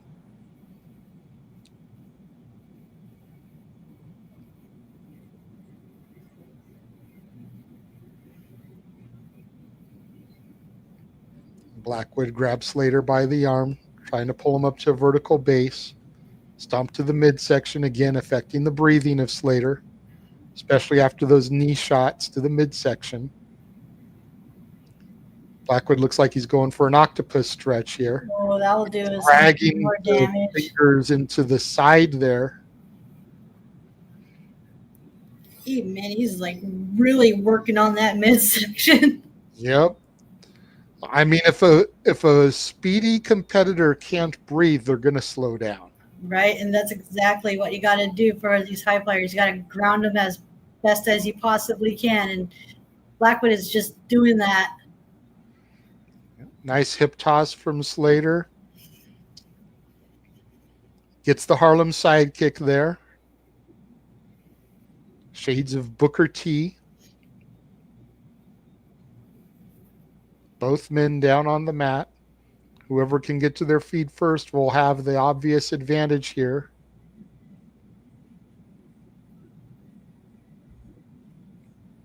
Both men to their knees now.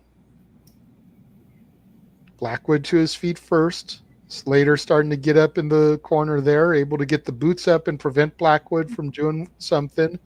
Leapfrog over him. That's the clothesline. Jumping boot drops Blackwood. You were saying, Ash? I was about to say he's probably like trying to prevent him from doing more damage to that midsection. Definitely. Huge crossbody press takes Blackwood down. The height on that. Both legs hooked, only gets a 2 count. Wow, that was an impressive height on that crossbody. Now, can you maybe see how he gets a Swanton 450 with that kind of height? Yeah. And again, the work that Blackwood's done with that midsection, what is the 450? You land your stomach on the body. That's right. Yeah, that he might not be able to like finish him off because they'll probably do more damage to him than it would to Blackwood. Mm-hmm. Oh, that's cool. Great work there from Blackwood now that you think about it. Right. Well, that's really smart.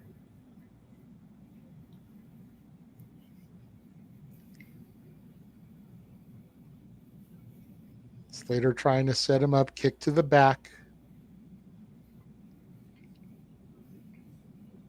Blackwood on his hands and knees, center of the ring. You can see Slater grabbing the ribs again, trying to get the airflow back into his lungs. Up and over goes Blackwood. Blackwood with a waist lock, elbow strike from Slater. Handspring. Oh, caught with the German from Blackwood. Ooh, nice. Nicely spotted and countered. Death Valley driver from Blackwood. Hook of the leg, gets a 1, gets 2. Slater kicks out. I thought that was going to be it after that German, the way he caught him off that handspring. What a sequence.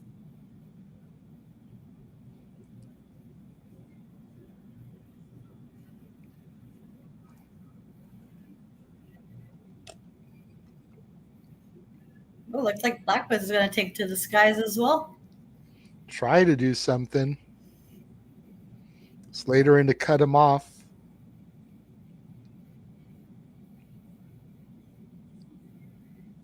Slater up on the middle rope here.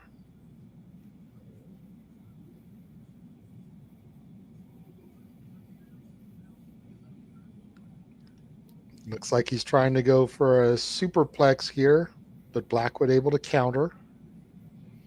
Headbutt drops Slater.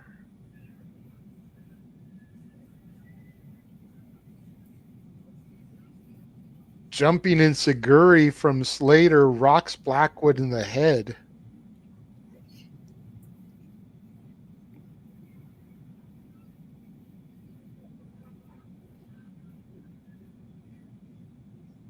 Now Slater back up, looking for that superplex again. Gets his footing on the top rope there. Blackwood drops down, trips Slater. Ooh. Face and midsection on the turnbuckle pad.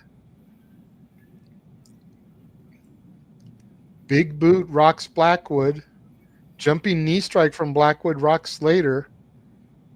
Another boot from Blackwood. Tilt-a-whirl Blue Thunder Bomb. Is that Slater trying to go to the top here. Uh-oh. He's going to look for that Swanton 450. If he can get up there.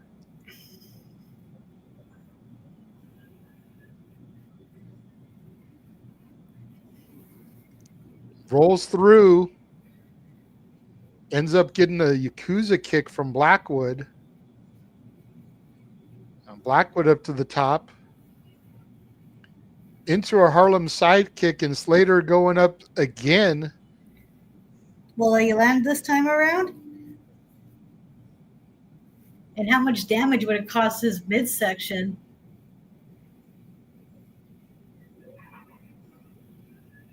There he hits it, but he lands right in the knees of Blackwood. Ouch.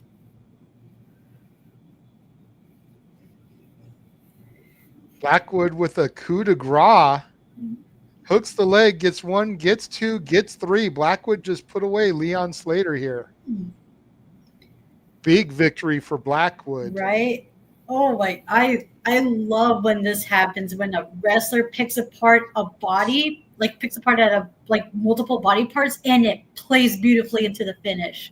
Mm-hmm. A lot of times you'll see people pick a body part and then people forget about the body part and like stop selling it, or the wrestler picking it apart will go to a different body part. Mm-hmm. But Blackwood was very systematic in his targeting of the ribs and midsection of Slater, worked it over the entire match, and then was able to get the knees up when he went for that Swanton 450. And then the coup de grace once again to the midsection. Yeah. Able to pick up the victory there. All perfectly timed too. Mm-hmm.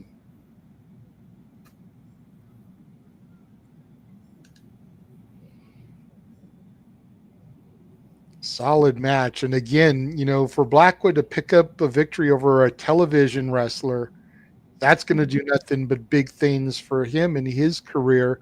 Whatever promotions he wrestles in, you figure it's going to boost him up in title contention. Oh, definitely. TNA superstar.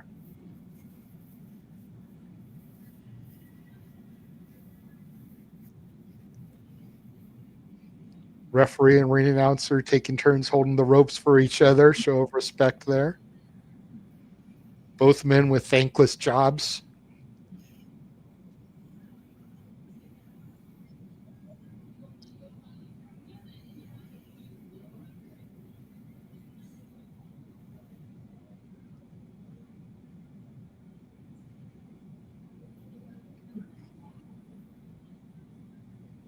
Time for our 8-person intergender tag match. Drexl, Matt Brannigan, and Ultrapower making their way to the ring.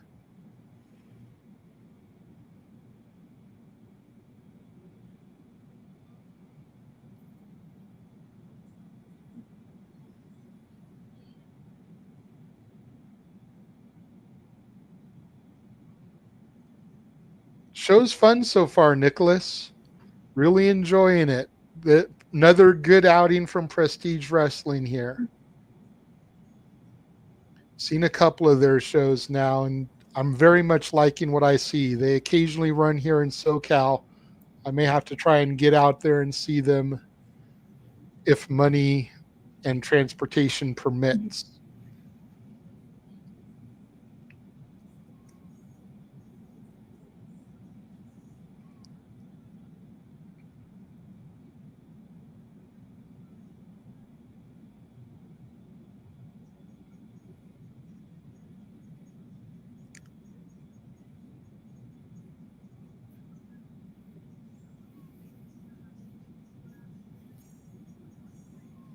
This is an interesting matchup because I think it's interpromotional,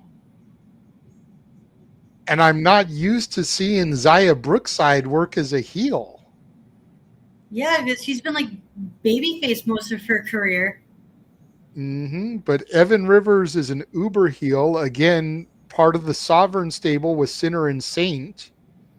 Not too familiar with the other two. This is my first exposure to them, really. Zaya Brookside, TNA superstar, TNA knockout, uber babyface over there. So it's going to be interesting to see her work a heel style here.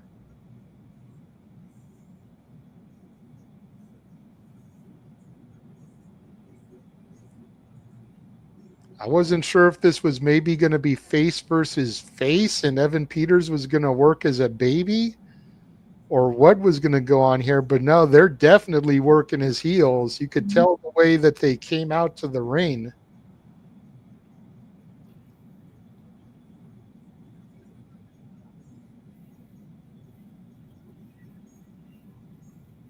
Mayfairs in the red tights. Vertigo and Rivers in the purple and black.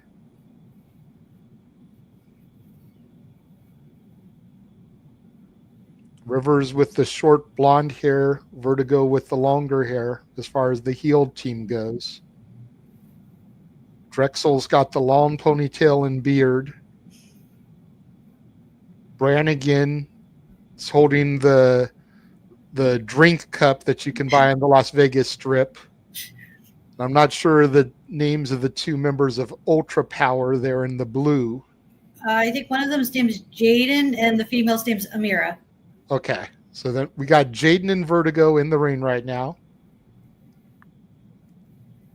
I was pretty sure that was Amira. I think I saw her on the Defy show earlier as well, but I wasn't 100%, so I didn't want to sound like an idiot. Fair enough. Kick to the midsection by Vertigo. Jaden catches it. Nice knee strike. Rocks Jaden. Irish whip reversal. Jaden off the ropes, up and over. Tries to roll through. Get a pinfall. Knee strike. Standing moonsault misses from Vertigo. Ducks the clothesline. Jaden trips Vertigo up. Nice little short drop kick. Rocks Vertigo in the chin there. Good way to give somebody vertigo. Forearm smash and a back elbow in the corner. Step up in Seguri, rocks Vertigo. Jaden going back in his corner, tag into Drexl. Drexl looking for a claw here. Jaden rolls through, tags in Zaya Brookside. And this isn't a traditional tag where the women wrestle the women and the men wrestle the men. The women can mix it up with the men here, apparently. Tag into Mayfairs with the Union Jack on his side there, on the hip. It's like neither person wants to mess with Drexl. Yeah, no, I don't blame them. Everybody getting out of the ring, leaving Mayfairs to go at it solo.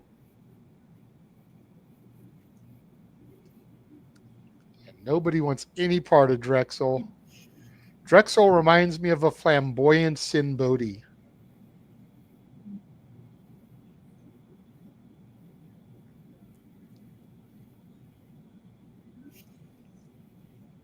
Drexl letting Mayfairs get a chop and definitely playing into it. Yeah, he's really feeling it. He's trying to feel it, apparently. I think he wants more. Mayfair's licking the palm, chopping. Zaya Brookside covering her ears in disgust. I feel you, Zaya. I feel you, girl.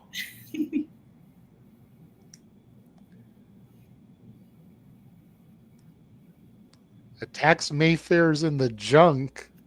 Now has him by a titty twister. I believe Drexl's the guy that fought Zack Sabre. Oh, that was Flanagan who was. Oh, okay. I just remember the titty twister, so seeing Drexl do it made me think that it was him. Yeah, that was Flanagan. Matt Brannigan in now. Oh, Brannigan, sorry. Where did I get Flanagan from? It's all good. Because must have got Futurama on the brain. Tag into Evan Rivers. Mayfair's trying to get some control for the heels. Rivers, a very intense individual from what I've seen here this past weekend. Double team Bulldog missed. Brannigan pushed Mayfair and Rivers off. And a slap to the booty of both men from Brannigan. Nice atomic drop from Brannigan to Rivers. Brannigan looked like he was about to stick his thumb somewhere, but able to get out of the ring. Zaya Brookside in. Here comes Amira. Nice deep arm drag by Amira to Brookside, and another one. Irish whip sends Brookside into the ropes. Nice drop kick from Amira. Amira has the waist lock, standing switch, switches it up for a vertical, stalling. Great stalling vertical suplex there by Amira to Brookside. Very good. Slides to the outside space.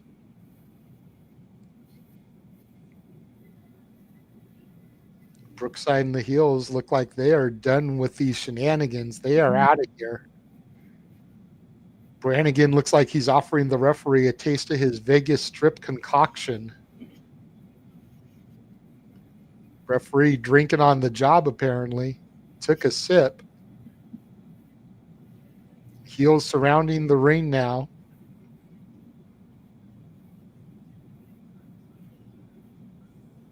Now Brannigan sharing some with Drexl. Drexl passes it to Amira. Jaden gets attacked by Mayfairs. Rivers with Brannigan.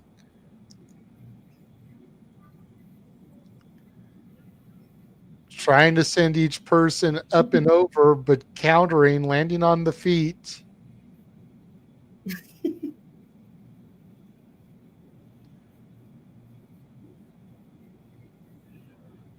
Rivers with a nice backdrop suplex onto Brannigan, not playing into the games. Amira looks like she's trying to pump the chest there to get the heartbeat going again. This is pure comedy, and I'm here for it. Zaya Brookside with the leg in the back of Amira's neck here. And a chop to the back. Forearm smash by Mayfairs. Brookside with the knees to the back. Hooks the leg for the pin. Gets two. Kicks out from Amira.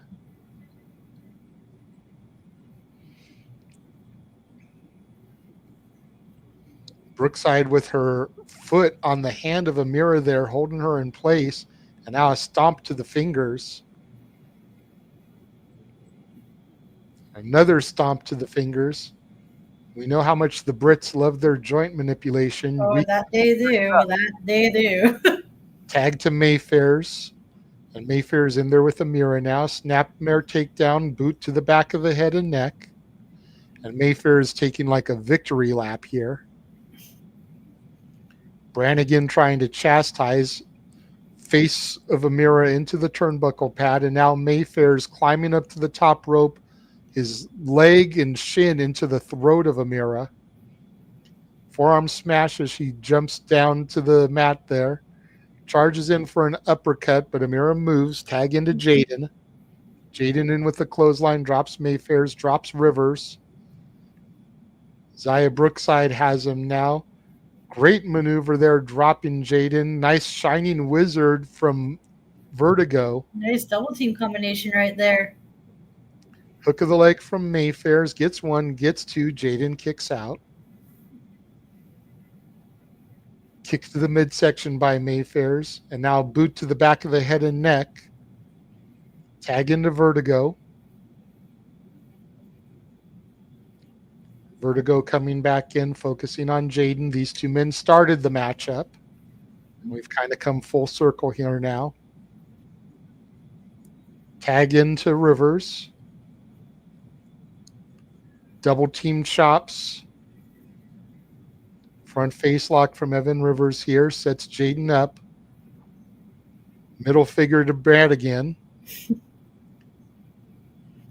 Both men trying to get the other one up and over. Both men countering. Little seesaw action here.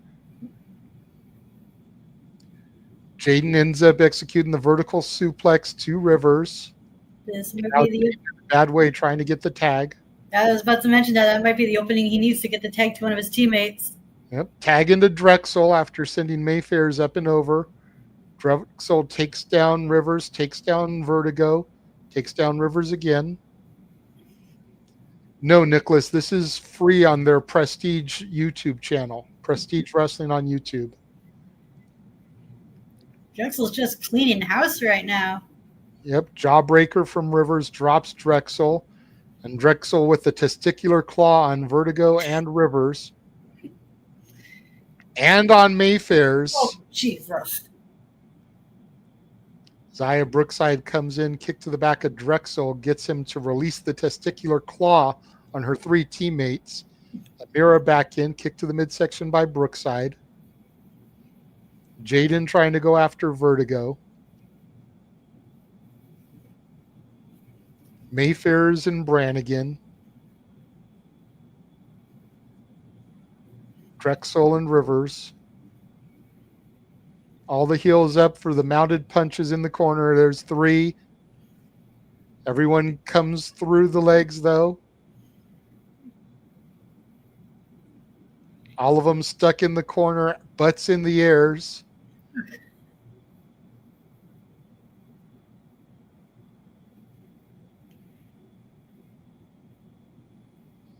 And everybody is getting their butts smacked.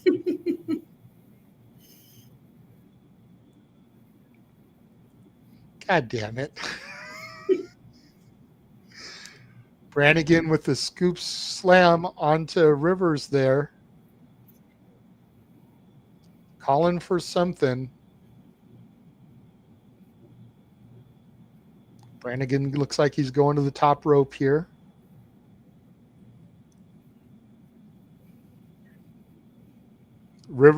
Mayfairs and Zaya trip up.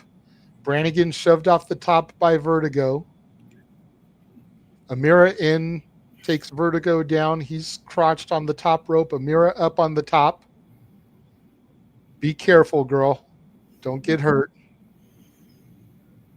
Headbutt from Vertigo ties Amira up to the Tree of Woe here.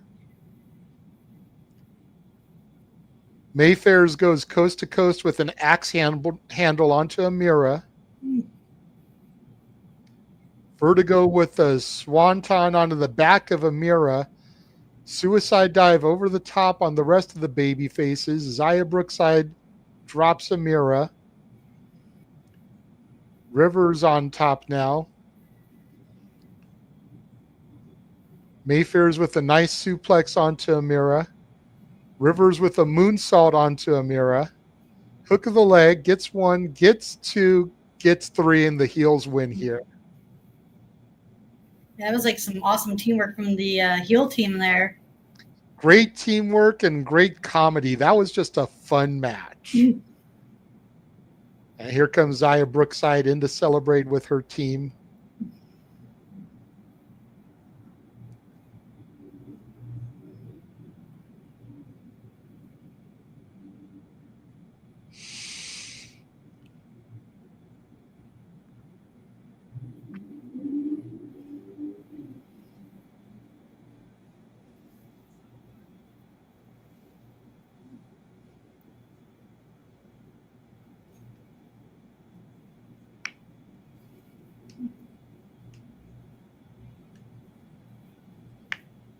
And now 2/3 of the way through this show. 3 matches left. Our title match, the Inspiration, and we've got Oku versus Phantasmo. Yeah. Couldn't remember what the last one-on-one was. Wasn't the Slater Blackwood match that was on before this? Yeah, we already did that one. Okay, and then there was. So it's Oku, Phantasmo, the Inspiration, Nicole Matthews, Kylie Ray, and Tankman Angels. That's what's left. Okay. Oh, you were asking what's left on the card. Okay, sorry. Yeah, I was trying to remember what matches were still left because I knew we had 3, and I knew we had the Angels, Tankman, and the women's tag match, but I couldn't remember what the 3rd match was, so I had to look at the matches because I have them open in tabs so I can share them. Nice little video highlight package here again.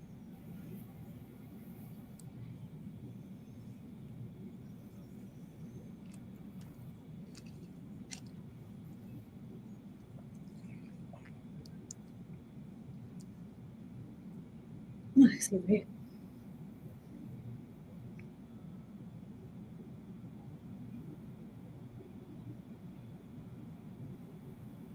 And here comes Michael Oku.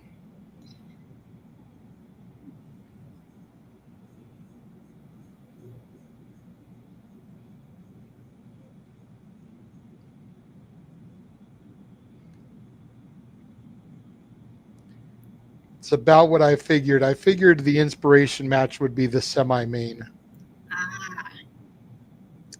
Because, again, it's their first match as a team in like 1.5 to 2 years because one of them just became a mama. Right. I think so gotta make that something special here WrestleMania weekend. That's at least got to be semi-main. Mm-hmm. Especially like seeing like how well those two teamed together because they grew up. They literally grew up in the business together. Mm-hmm. An iconic duo, to say the least.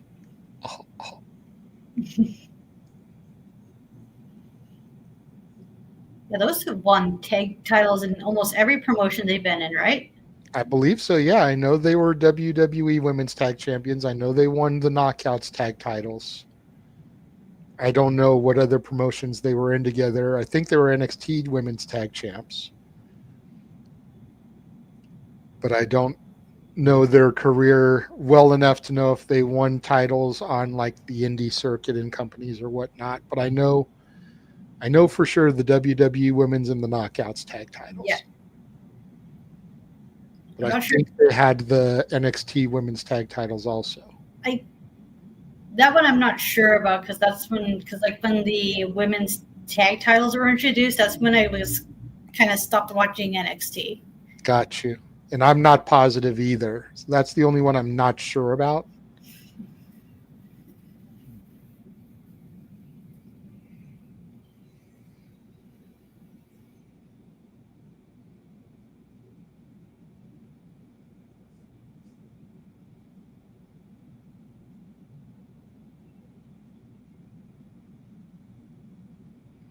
And here comes El Phantasmo.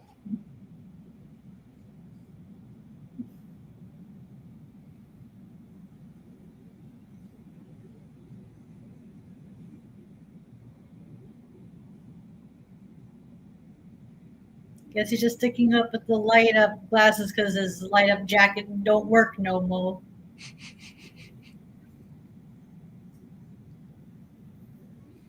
Unless that's for special events, because he usually comes out with the LED jacket to go with the LED sunglasses. I don't know enough about El Phantasmo to know, but with a name like El Phantasmo, you would think of a luchador, some masked luchador type of wrestler. And he's definitely not that, so not what you would expect for the name. But you will see some high-flying stuff from El Phantasmo. He is one of them high flyers. Oh yeah, that I know. I have seen him in action before. I'm just saying, like, he doesn't look like what you'd expect from his name. Oh, fair enough. My one of my friends made that same joke. Because, like, yeah, when I heard El Phantasmo, I thought it was a luchador. I was not expecting some white boy, Yeah, some bleach blonde white boy, looking like Slim Shady. right?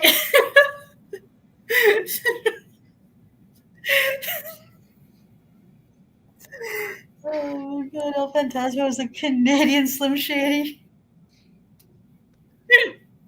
Hey, Michigan's right there at the border. I'm just saying. You're not wrong on that front. You're not wrong. Phantasmo extending his hand. Nice show of sportsmanship from Oku and Phantasmo.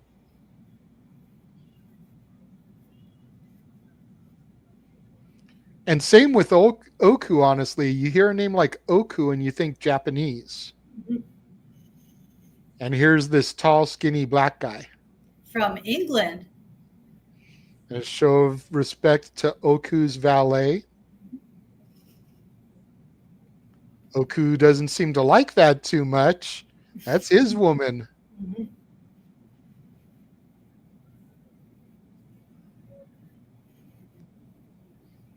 And now both kiss each other's hand there. Phantasmo taunting with the heart shape.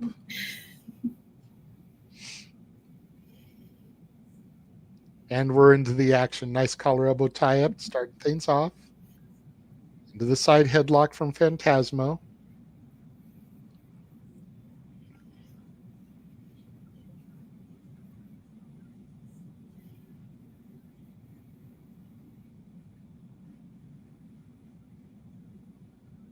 Oku shoots Phantasmo into the ropes. Shoulder taco drops Oku.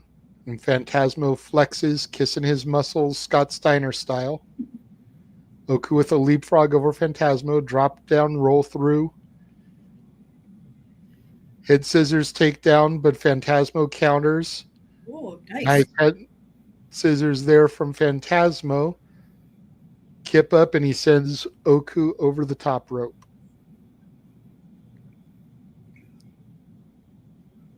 Slingshot from Phantasmo takes Oku out in the front row. Fans having to stand because Oku is taking their chair.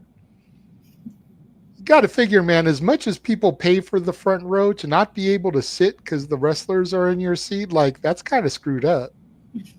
Unless you're one of those fans who are offering the seat to the wrestler to give them some, a little bit of break time. True. Phantasmo with a chop to Oku sends him into his valet, who then embraces Oku. Another chop sends Oku right into the empty seat front row. Now Phantasmo looks like he's flirting a little bit with Oku's valet there.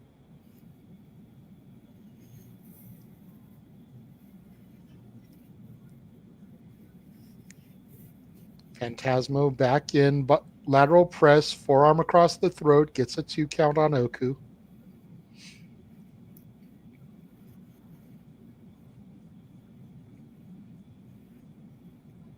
Forearm smash from Phantasmo, rocks Oku, sends him down to a knee in the corner. Phantasmo just kind of smacking Oku on the shoulder blades, playing the drums there. Back up, Irish whip sends him upside down in the corner. Oku just kind of collapses to the mat. Phantasmo clapping, trying to get the crowd into this. Again, this is the 7th of 9 matches, so you got to figure the crowd's getting a little bit worn out here. Mm-hmm. Phantasmo trying to keep the crowd hot. Trying to get the crowd to rally behind him. Irish whip sends Oku into the turnbuckle pads to the outside. His valet out there to check on him. Referee out to check on him. Phantasmo doing push-ups in the ring. Again, this is only Thursday. You would hate to take an injury this early into the week. Oh, yeah, that's right. Yeah, especially with like how much matches Michael Oku has or have had this today alone. Seriously, I forget which gentleman it was. Oh, it was Marcus Mathers we saw on the Dragon Gate show yesterday and the WWE ID tournament. They said on the ID tournament that he was booked in 12 matches over the course of the week. Damn, what a busy boy. And he's a virtual unknown compared to somebody like an Oku or a Phantasmo. So you can only imagine how many matches these guys have. Oku Right? almost chops his ballet there. That could have. Don't want some domestic violence here in Vegas. Wait, that could not have been. That could. Yeah, that would have not gone so well. No. Man, But I'm so the point, flabbergasted. you would hate for somebody this type of demand to get hurt tonight. You still got shows all day tomorrow, some shows on Saturday as well. That's the life of a pro wrestler. You got to take as much work as you can, especially if you're up and coming, trying to get your name out there. Yep. Shotgun drop kick off the top there from Oku, rocks Phantasmo. Go ahead. Or especially if you're like an international, someone from overseas trying to get their name well known to the North American audience too. Yep, exactly. I mean, we've got 2 Stardom shows, 2 Dragon Gate shows. Tokyo Joshi Pro has 2 shows. So there's a lot of Japanese wrestling here this week as well, to your point, trying to establish those names. Tornado DDT off the top rope by Oku. Hook of the leg of El Phantasmo gets a 2 count. And then you got to figure the guys like Suzuki that we saw. Konosuke Takeshita is performing at DDT Pro this week. So there's some more Japanese superstars who do have some American stateside success thanks to Ring of Honor, New Japan World, AEW, etc. But you can almost imagine they're trying to grow their fan base by doing these smaller shows here this week. Exactly. And you wouldn't want somebody like a Takeshita to get injured at one of these shows, then have to go back to Tony Khan and not be able to perform in the Owen because he's injured. Yeah, that'd be very misfortunate. Springboard moonsault off the middle rope, and another one from Phantasmo gets the lateral press, 2 count on Oku. Ooh, that was nice. That was a nice form and a nice height on that moonsault. Yep.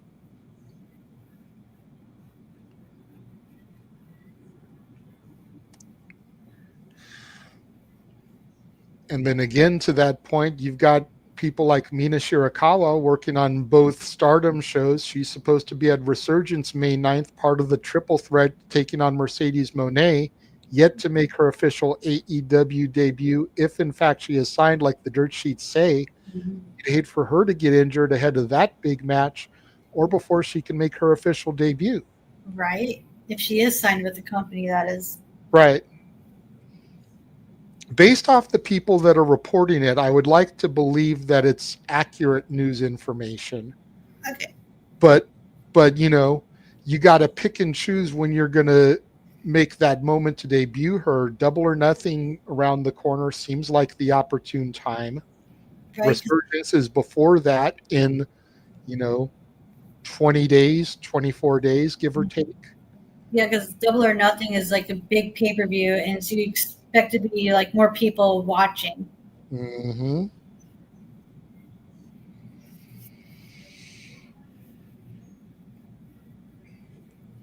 And we know Tony's going to need some competition for her title going into that big show.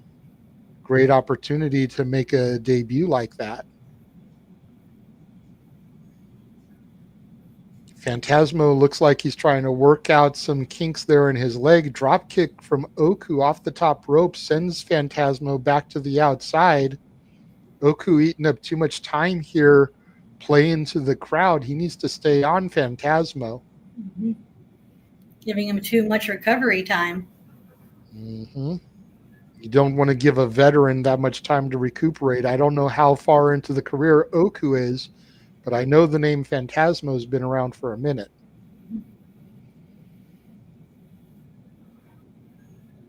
Oku looks young enough that he's still, I won't say a rookie, but very young in his career. Nice somersault over the top rope there. Nice. Posing on the chairs there at ringside.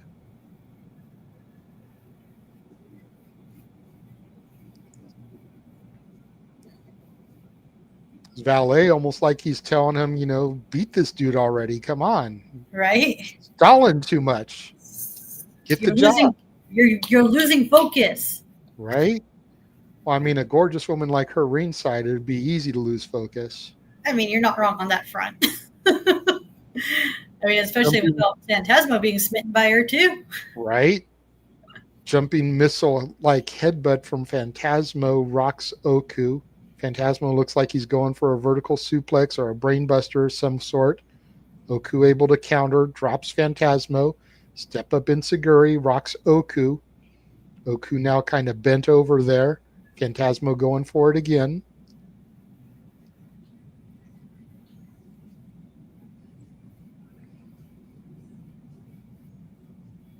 Great vertical suplex roll through from Phantasmo. Sets Oku up on the shoulders. Almost a KOD style maneuver there. Drops Oku, goes for the lateral press, gets the one, gets the two. Oku, very last second, gets the kick out there. That was a beautiful sequence of moves. Maybe Phantasmo gave him a little too much recovery time there, or just enough recovery time there. Mm-hmm. Because it seemed like that move also took a little bit out of Phantasmo as well, so he couldn't quite get all of it in time, or at least for the cover. Yeah. Phantasmo stomping the leg in the corner, kind of like Shawn Michaels used to do before Sweet Chin Music. I'm not sure if Phantasmo utilizes that super kick as well. He does, and sometimes he used to use it with when the boot was loaded too. Goes for the boot to the midsection. Oku catches it. Kick to the midsection himself. Rising knee. Forearm strike from Phantasmo. And another one. And another one. Phantasmo taking off the elbow pad. Duck of the clothesline. Spin kick misses. Catches him with the second one. Oku off the ropes. Clothesline turns him upside down and inside out. Phantasmo goes for the pin, gets two. Oku kicks out here.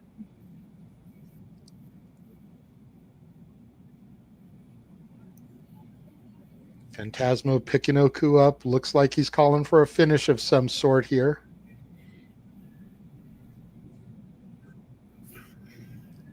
Looked like he was going for a powerbomb of sorts. Oh. Hit scissors, hurricane, a takedown, hook the legs, got two.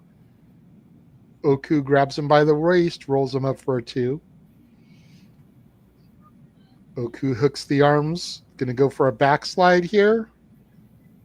Phantasmo trying to use the weight to counter.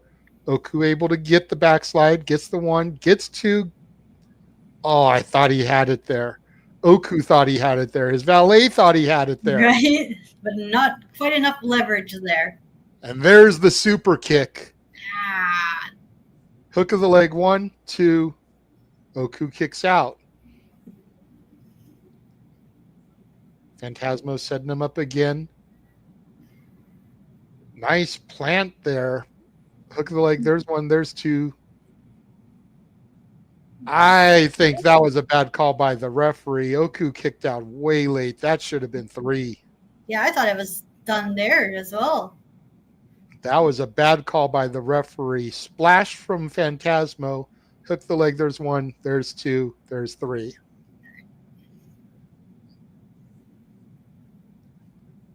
Oku's valet is upset. You can see it on her face. She's in shock and awe. Phantasmo able to get the victory as he should have out off of that last pin attempt. Right? Not sure what happened there. Was it like... It looked like the referee had more than enough time to come out for 3, and he stopped before Oku actually kicked out. Yeah. El Phantasmo the victor here. Great showing there by Michael Oku. Definitely one to watch here. Absolutely. I've heard many good things about it, and yet this matchup proved it.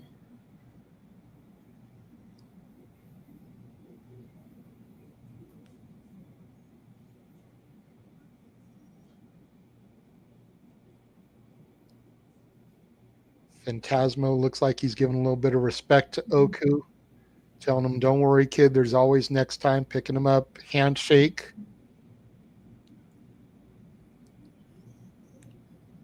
Raising the arm of the valet, giving him the finger point. Again, definite show of respect there from Phantasmo. Phantasmo looks like he's saying to cut the music. Whoa. We're going to be cutting a promo soon.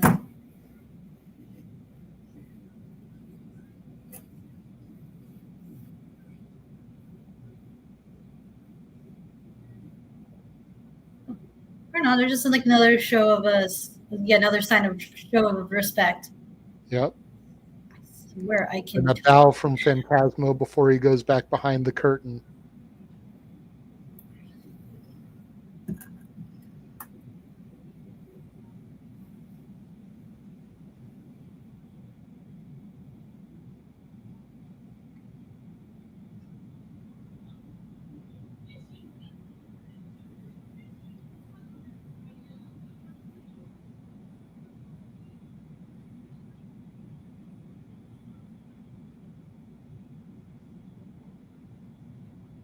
Oku looks exhausted here after that matchup.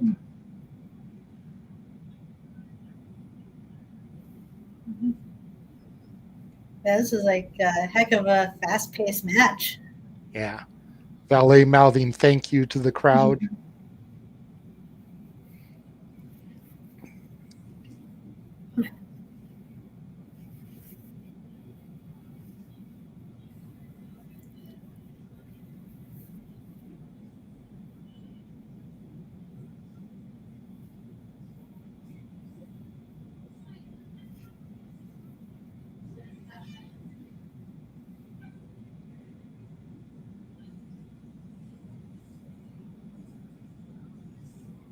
I'm hearing the Pokemon theme.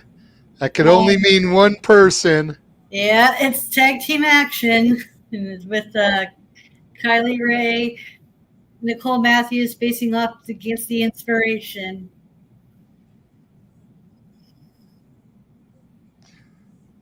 It's hilarious hearing the crowd sing the theme along too. It's like that's become such the trend lately for fans to sing wrestlers' theme songs. But when it's something as iconic as the Pokemon theme, you know, which is a theme from 25 years ago, That long? like makes you just feel like a kid again. Right.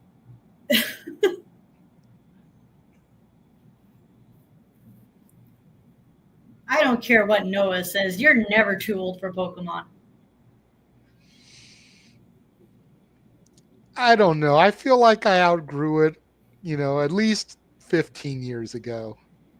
I mean, There's still little aspects of it I like. I mean, I have a little stuffed Jigglypuff.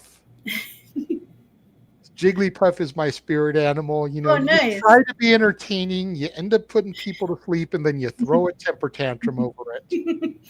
Oh, speaking of plushies, hold on. Here are the Inspiration, the iconic duo. I was about to say, name a more iconic duo.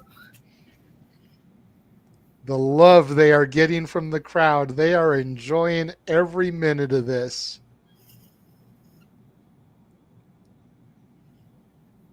I got my Gengar plushie. Nice. Jigglypuff and Psyduck are like my spirit animal. I love Psyduck. He's so adorable. That boy is just doing the best he can. Right? Ends up getting a headache.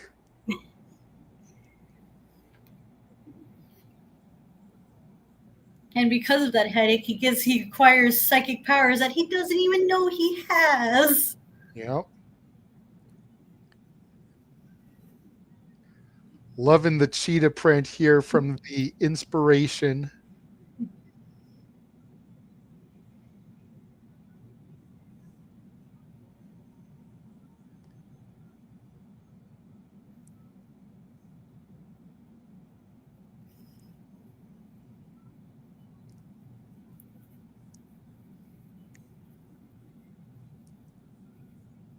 I don't know if Chanting welcome back, and they're getting kind of emotional here. Again, this is their first match together in at least a year and a half to 2 years. right. Let's see if they've never lost a step, and see how.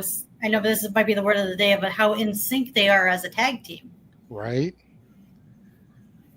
Well, I mean, it's the old guard and the new guard. Kylie Ray, a WWE ID prospect, part of the championship tournament to crown the first ever WWE ID women's champion, in there against former WWE women's tag team champions, former knockout tag team champions. So this is huge for Kylie Ray. Mm-hmm. I don't believe Nicole Matthews is part of the ID program. But you got to think, if Kylie Ray and Nicole Matthews here can beat the Inspiration, that's got to make her look huge in WWE's eyes to defeat former WWE champions. Oh, for sure. That gives her a lunge of momentum going into the tournament. Bell sounds here. We're doing good, Matt. Sorry, I didn't mean to ignore you, but just being caught up in the moment and the commentary here. We're doing well, good sir. I hope you're having a good evening too. What's crazy is because I didn't really grow up with the Iconics, the Inspiration, I'm not sure who is who. I know one's Jessica McKay and one's Cassie Lee. I just don't know who is who. They don't have their names on their tights.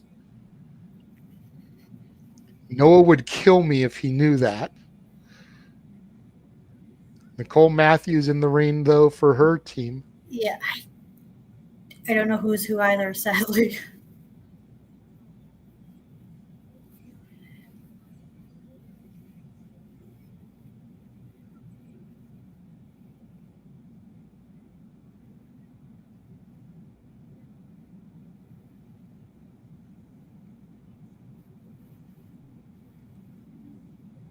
Drop toe hold onto Kylie Ray, gets the tag in.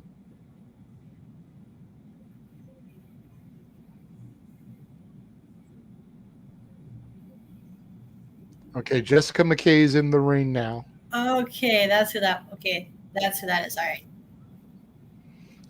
Jessica McKay with the arm rainer. Traps the arm, goes for the Magistral, gets a 2 count. Tag from Cassie Lee.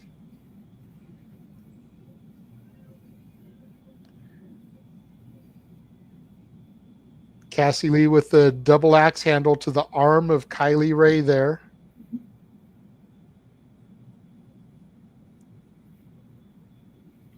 And me and Walter were talking yesterday with the tournament that Kylie Ray is in her early to mid 30s. So this is almost kind of like her last chance to really make it to the big times with her being in the ID program. You figure a lot of women, like to try to have families before they're 40. And being in her early to mid 30s, she doesn't have a lot of years still ticking on that biological clock. That's true, yeah. If in fact she does want to have kids, she may not want to. Some women don't have that desire. Right, I was about to say, it's like, has she mentioned that she wanted to have a family, or she wants to, or is this her, or she's a career woman who wants to pursue her wrestling dream? I'm not sure. I don't know her well enough to know. I'm just, making the point that if she does, she doesn't have that many years left. Yeah, that's a good fair point to make. Up and over Cassie Lee. Cassie Lee comes back, hooks the legs, gets a 2 on Kylie Ray. Nice arm wringer by Cassie. Gets the tag to McKay. Some iconic double team work. Very inspirational here. Mm-hmm. Nice double knees to the corner of Kylie Ray there. Elbow drop off the middle turnbuckle pad. Nice up and over suplex there from McKay. Hook of the legs. Gets 2 count.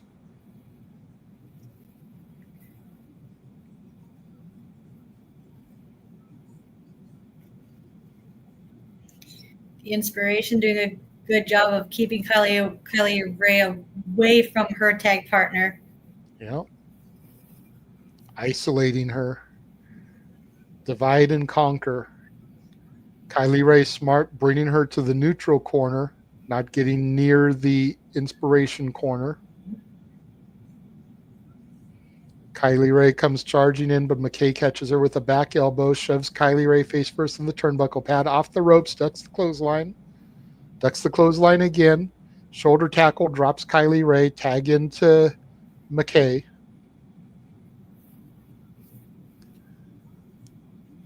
Great double team work here by the inspiration. Double kick to the midsection of Matthews. Double arm wringer. Double kick again. Double kick to the back. And now the two women posing in the ring.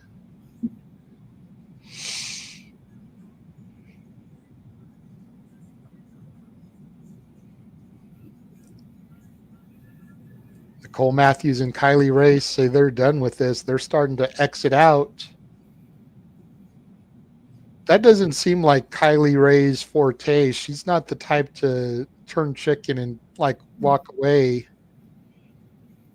Inspiration comes back, grabs the two women by the hair, brings them back to the ring, throws them in the hard way.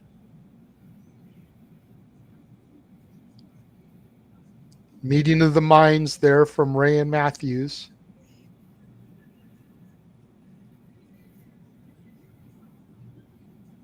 Tag made from the inspiration. Both women go into the corners for some mounted punches here. 1, 2, 3, 4. They're out of sync there, but it's all good. Can't really count along when they're, out of sync with each other. That's the only real hiccup I've seen between the two of them so far. Right, because their double team moves. Mounted punches. Right, because their double team moves were just very well timed. Mm-hmm. Nicole Matthews grabs the leg and gets the leg onto the ring apron there, the hardest part. Kylie Ray goes for the pin attempt, gets 2, kick out. Like, with the way the inspirations have been working as a team, it doesn't feel like they've been away from the business for a while. Right.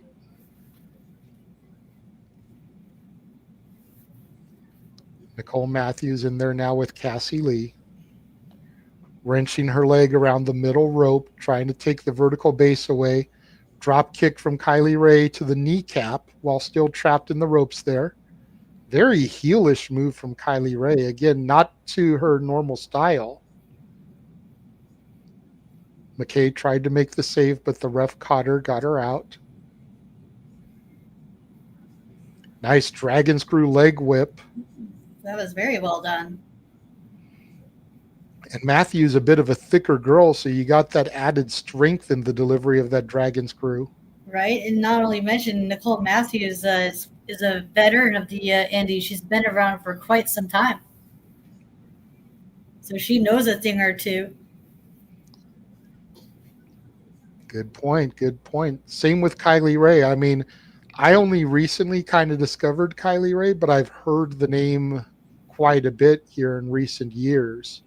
I just never really seen her in action until like these last few months. But it's always a name that I'd hear get thrown around people on the indie circuit and conventions. Come meet Kylie Ray.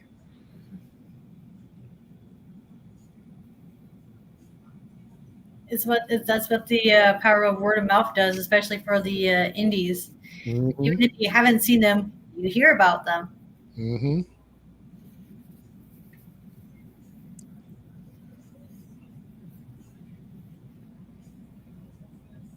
Nicole Matthews sent into Kylie Ray. Ooh. And trying to get an inspirational tag here.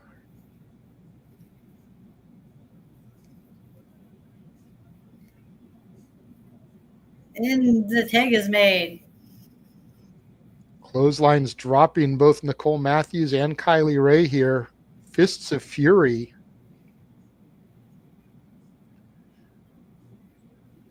Irish whip reversed by Kylie Ray, sends her into Nicole Matthews. Kylie Ray follows in, accidentally hits her partner. Great reverse kick there. Drops Kylie Ray.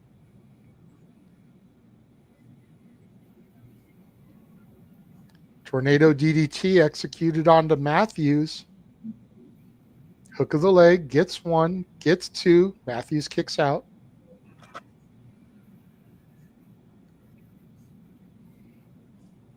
The one in the ring right now kind of resembles Harley Cameron. Yeah, she kind of does. She does giving off like Harley Cameron vibes right now. Mm-hmm. Matthews went for a crossroads type maneuver, got the blind tag into Kylie Ray. Neck breaker, super kick combination from Matthews and Kylie Ray. Nice Kylie Ray goes for the pinfall, gets two. Pinfall's broken up. Right in time for the save. Yep. Matthews with the gut wrench here, standing switch. Back elbow strikes from Matthews. Headlock takedown roll through. Has the leg grapevine. Looks like she's going for the half crab here. Working on that kneecap. Mm-hmm. Kylie Ray grabbing the leg of her partner. Kylie Ray sent into the corner there. Roll through, and now both women, one of each team has the half crab on. Nicole Matthews not happy about that. No. Nice jumping knee strike. Rocks Matthews, sends her to the outside. Kylie Ray with the roll up here, gets two, kick out. Jumping knee strike, rocks Kylie Ray, gets the hot tag here. I've lost track of who's who again. If you couldn't tell. Yeah, same. And that is it. The Inspiration picks up their victory here over Kylie Ray and Nicole Matthews. Nicely done. A great celebration here in the ring by the two longtime partners. Mm-hmm.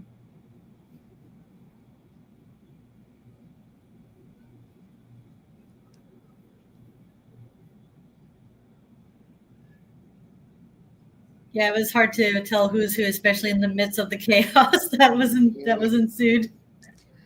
Once they were both in the ring at the same time doing the double teams, I lost track. I don't blame you. The same thing happened to me. They have such similar looks. Right. You know, similar physical features. One is blonder than the other, but that's not saying much. Right, that's not matching outfits. Like, at least if they had like names on their tights or something, like it would be easier to distinguish. Right, but it's hard to because they look way too similar. I mean, I get it; they're a tag team, but come on. Yeah, it was a very good showing for the Inspiration. Very good. Hope we see more of them. Wherever they end up.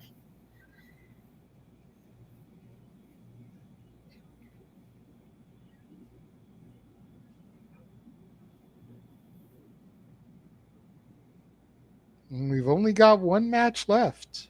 Oh, wow. Main event time already? Yep. Wow. No disqualification for the Prestige Championship. Ooh, shenanigans are going to be abound. Oh, I'm sure.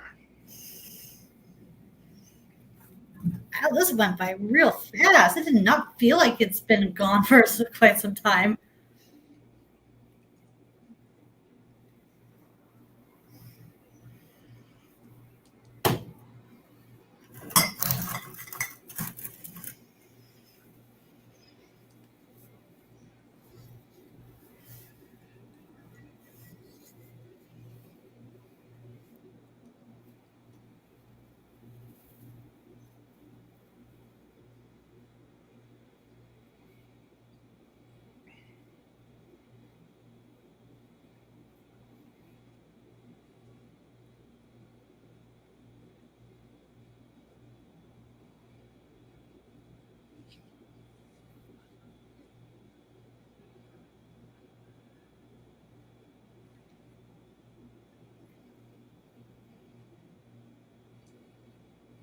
Here comes the challenger, Calvin Tankman. Chair in hand. Again, no DQ, so he's coming out equipped for violence, and there's Alan Oh, Angels. surprise! Surprise sneak attack. Trash can in hand, not waiting for the bell, not waiting for entrances. This match is underway now. Doing whatever he can to keep that title. Wouldn't you as a champion? I would, yes. I don't blame him. I'm just saying, like, we can't be mad. Right? Exactly. It's like, this is my title. You ain't getting it. Angels goes back to the entrance ramp, takes his jacket off, gets the trash can again, still has the belt across his waist. Now he tosses the belt in the ring.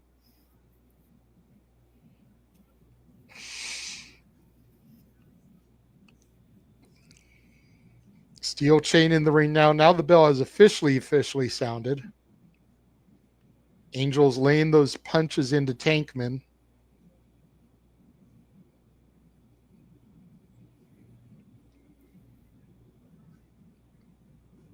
Alan Angels grabs that steel chain, wraps it around the throat of Tankman, going to look to choke him out. Gonna go for the early victory here. Even if not going for the victory, just trying to suck the air out of him. That's a big boy. Oh, yeah, that too. Alan Angels has to do anything he can to try to gain an advantage here, even as the champion. Right? Especially not just against any big boy, an agile big boy. Right? Shoulder tackle rocks Angels.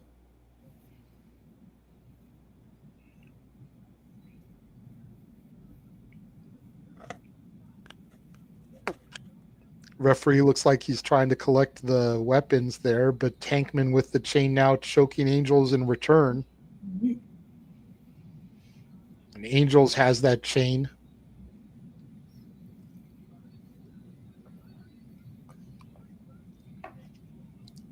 Chopping Angels on the lap of a fan again.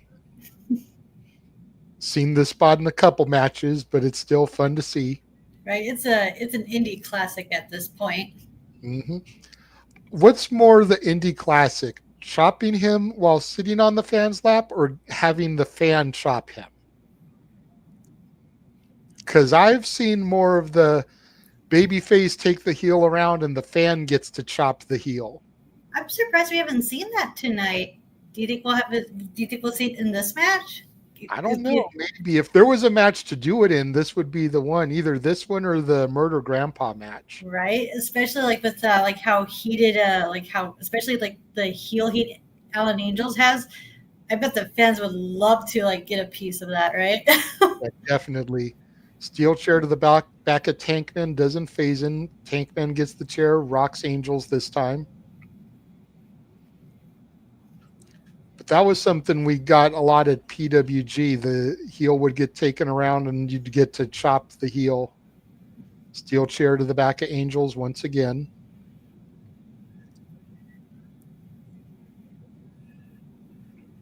Crowd chanting one more time, one more time. Those fans there in the front row ain't moving for nothing. They're like, man, I'm too big. I'm just going to sit here. Fall on me, whatever. Chair to the midsection of Angels by Tankman.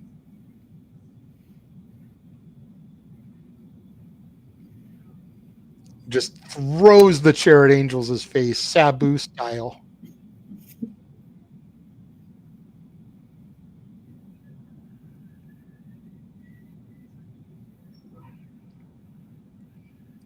Tankman with his massive arm around the neck of Alan Angels and a heavy-handed chop. Backdrop suplex on the chair on the hardest part of the ring. Alan Angels in a world of hurt. Jesus. Well, his back is going to be really feeling it the next night.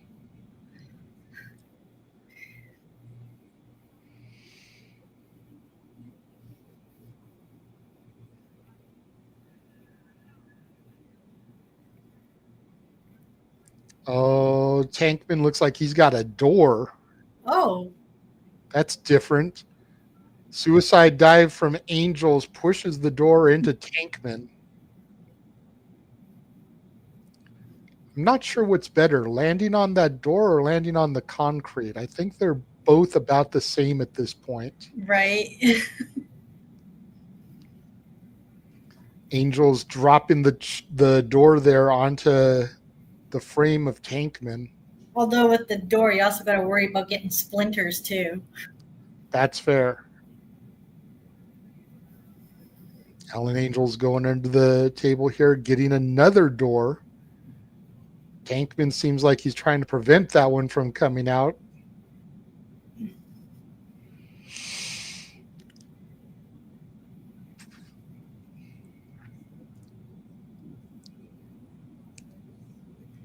Grabs that chain again, wrapping it around the throat of Tankman. Trying to wear the that big momentum to throw Tankman back in the ring. Go ahead. I was about to say, trying to wear the big man down again. Yep.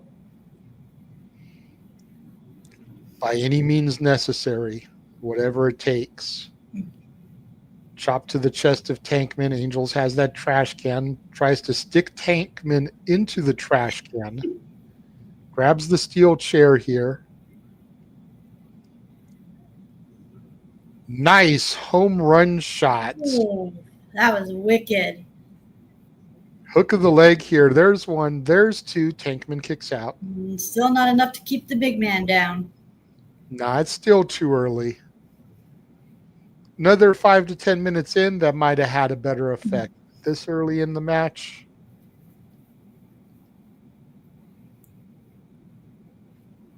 Crowd chanting F you Angels, but uncensored. Crowd's making it well known how they feel about that man. Right?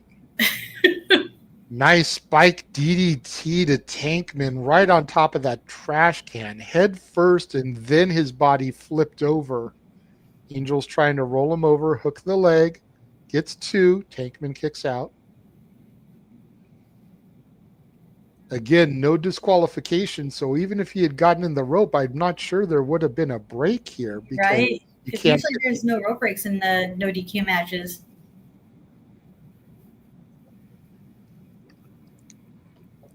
Angels paintbrushes Tankman with his boot there. Now clubbing shot to the back of the head and neck.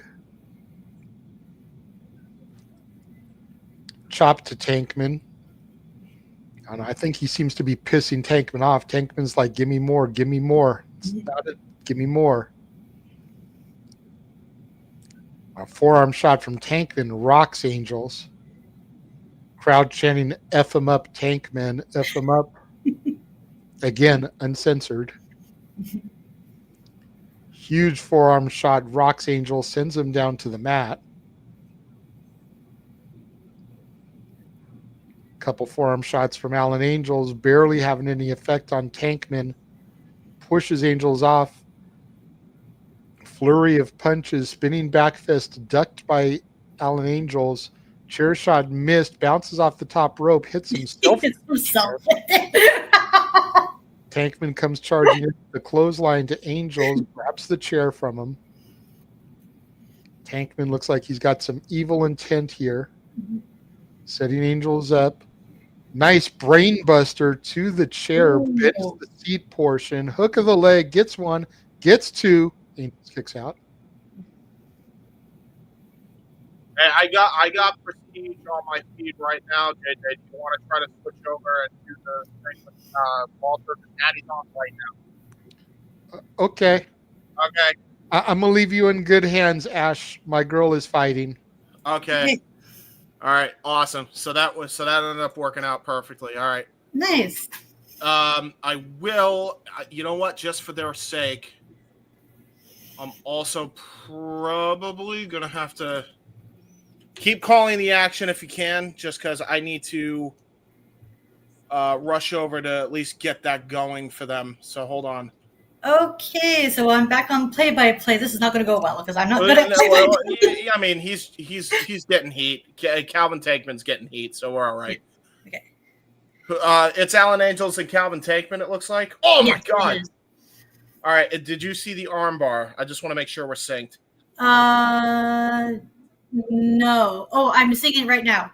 All right, cool. All right, so that gives me about 3 seconds. Yeah, Gigi's was ahead of me, but just by a little bit, though. All right, yeah, perfect. Okay. And now those elbow strikes right to the side, right to the back of the head of Calvin Tankman. I am rushing here on this. I'm hoping it will work out. Back to the chain again. That's what Angel's been doing is just like choking out the big man just to wear him down. Yeah, no shit. Yeah, that's crazy. That's definitely something that Alan Angels would definitely do. Like do whatever it takes to keep the agile big man down, especially if you want to keep your title. 100%. And now look at that too. He's got him almost like trying to go for Rings of Saturn, but great roll through by Calvin Tankman and a vicious lariat to follow up. I think he just pissed him off. Right? And there's the spinning back elbow pop up. Gonna try to go for the lateral press cover. There's two and a kick up by Alan Angels. I'm gonna try to get that graphic actually. Be quick with that, to be fair. I should be good. While he's just kind of laying there. I'm going to see if we can pull this off here at the last minute. No worries. Also, you might have to change the banner too. Oh, yeah, the banner's still on that? All right, gotcha. Yeah, it's all on Inspiration, Nicole Matthews and Kylie Ray. All right, yeah, I got you. Very good. Thank you for letting me know. You're welcome. Independent. Where's main event? Main event. Why is it not in here? Oh, there it is. Alan Angels, Calvin Tankman. Yay, thank you. All right, I am... You know what? Just get it on here. Then, and versus... Tankman is just setting up a row of chairs right now. Yeah, I'm glad he's doing that because that gives me some time. Oh, Jesus. He's got a door. Oh. He's got a door. 3 doors down, folks. But we only seen 2.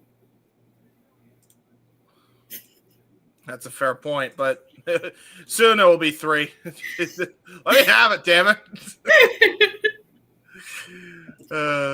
Okay, so I'm going to have to... There's a second. Are we going to get a third, or is just 2 going to be enough?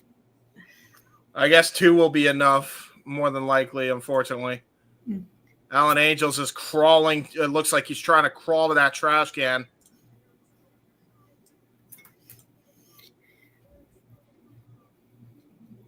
Earlier in the previous match, we had a special guest from Gengar. Oh, yeah? Yeah. Nice. That's pretty good.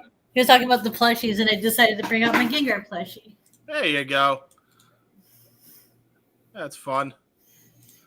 All right, and now I should be able to play that and go to the other one. Oh, no, go to that one.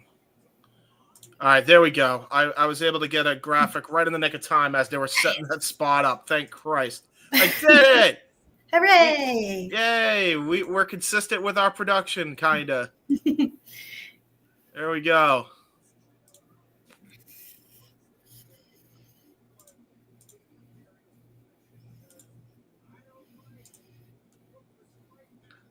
And now look at this. Oh, no. Alan Angel's going to go for a Hurricane Rana. Oh, Jesus. Uh-oh. Calvin Tankman held on. Oh, this is not going to end well for Alan Angels. Going to go for top rope. Sit-out powerbomb through the doors. Oh, through nice. The doors. Oh, that was sweet. Now Calvin Tankman trying to crawl to the cover, trying to win the Prestige Championship. Drapes his arm over. 1, 2, and a kick out by Alan Angels. What the hell does it take for Calvin Tankman to win the title?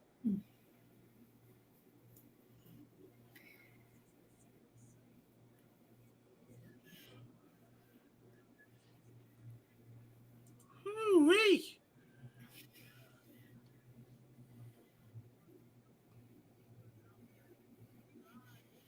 This is crazy. Now, look at this. Try to use a piece of that broken door. We've seen people use that method before, just ripping the door apart. Oh, no. What the hell does Calvin Tankman have in mind? Is he stacking up the chairs again? Yeah, it looks like it. He's setting them up. Oh, God, this is going to be a disaster if he hits what I think he's going to hit. I think he might be trying to go for another set out over the chairs. Oh, Jesus. As if the doors were bad enough. Oh, my God, what a forearm shot. Man, Go ahead. Tankman's been doing a number on Alan Angel's back all throughout the match. Yeah, he's getting knocked the F out, I'll tell you that right now, because he just got knocked the hell out by Calvin Tankman. Oh, no. Yeah, that's exactly what I was afraid he was going to do. He's going to try to set him up for either a superplex or a powerbomb from the top here. Oh, God, dude. Oh, wait a minute. Alan Angel's ripping the dreads off of Calvin Tankman to try to defend himself here. Oh, damn it. Oh, Jordan Cruz coming out in the aid of Alan Angel's. Powerbomb through the damn chairs.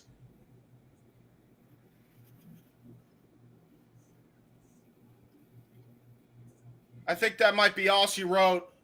Possibly, yeah. I think that's it. All Alan Angels has to do is go for a final blow here, and I think it'll be it. Mm-hmm. Oh, shit, and that's exactly what they're looking for. They're going to go for a concerto. They're going to go for a concerto here. Ooh. Oh, no. He's going to go for a super kick into the chair. Oh, he's spinning heel kick. Oh, wow. That's new. I've never seen that. Done. 2, and Alan Angels retains. Wow, this Yikes. match kind of, this match felt short, but they jammed packed a lot into it. Yeah, they did. I only got to see the ending of it, really. I was trying to set everything up, but hey, we got there in the end, so that's all that matters. Right. I was, you guys missed it while this match was going on, or while the last match was going on. I was showing all 3 of our streams at once on our feed. Oh, nice. I did it for like a second. I'm like, hey, look at everybody. We're doing the thing. And now everybody flipping off Alan Angels and his helper there.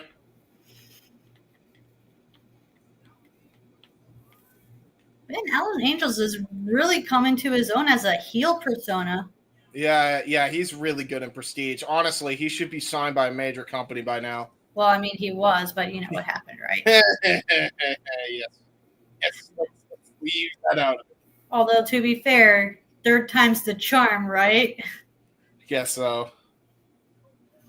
Unless he's doing really well in Prestige, and maybe this is where his home is, and there's nothing wrong with that. He is doing phenomenal in Prestige. There's no doubt about that. And that wraps up Prestige. Nothing to lose, folks. There we go. We made it happen. Hooray! Yay! This was a good pay-per-view. I very enjoy this. There you go. Really enjoy this. And I had so much fun calling this while providing color commentary, if you will, because I'm not good at doing play-by-play. So This is true.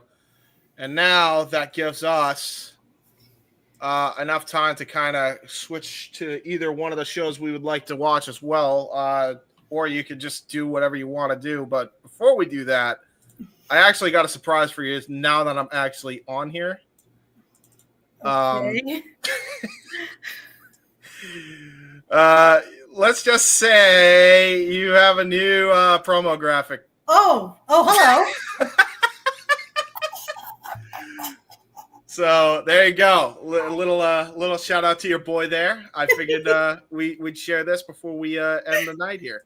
Oh, it is Team Decay colors too. Yeah, of course. Why not? Had to get the grain there for the baddie of wrestling as well. Figured I'd do that for you. I knew you were going to do 3 people. It was either Zach, Shane, or Robbie. I was gonna do all 3, but I couldn't really find a good image of Shane and Mikey. So I was like, "Fuck it, I'll go with the front man and just make him the front man of this graphic." Yeah, good job.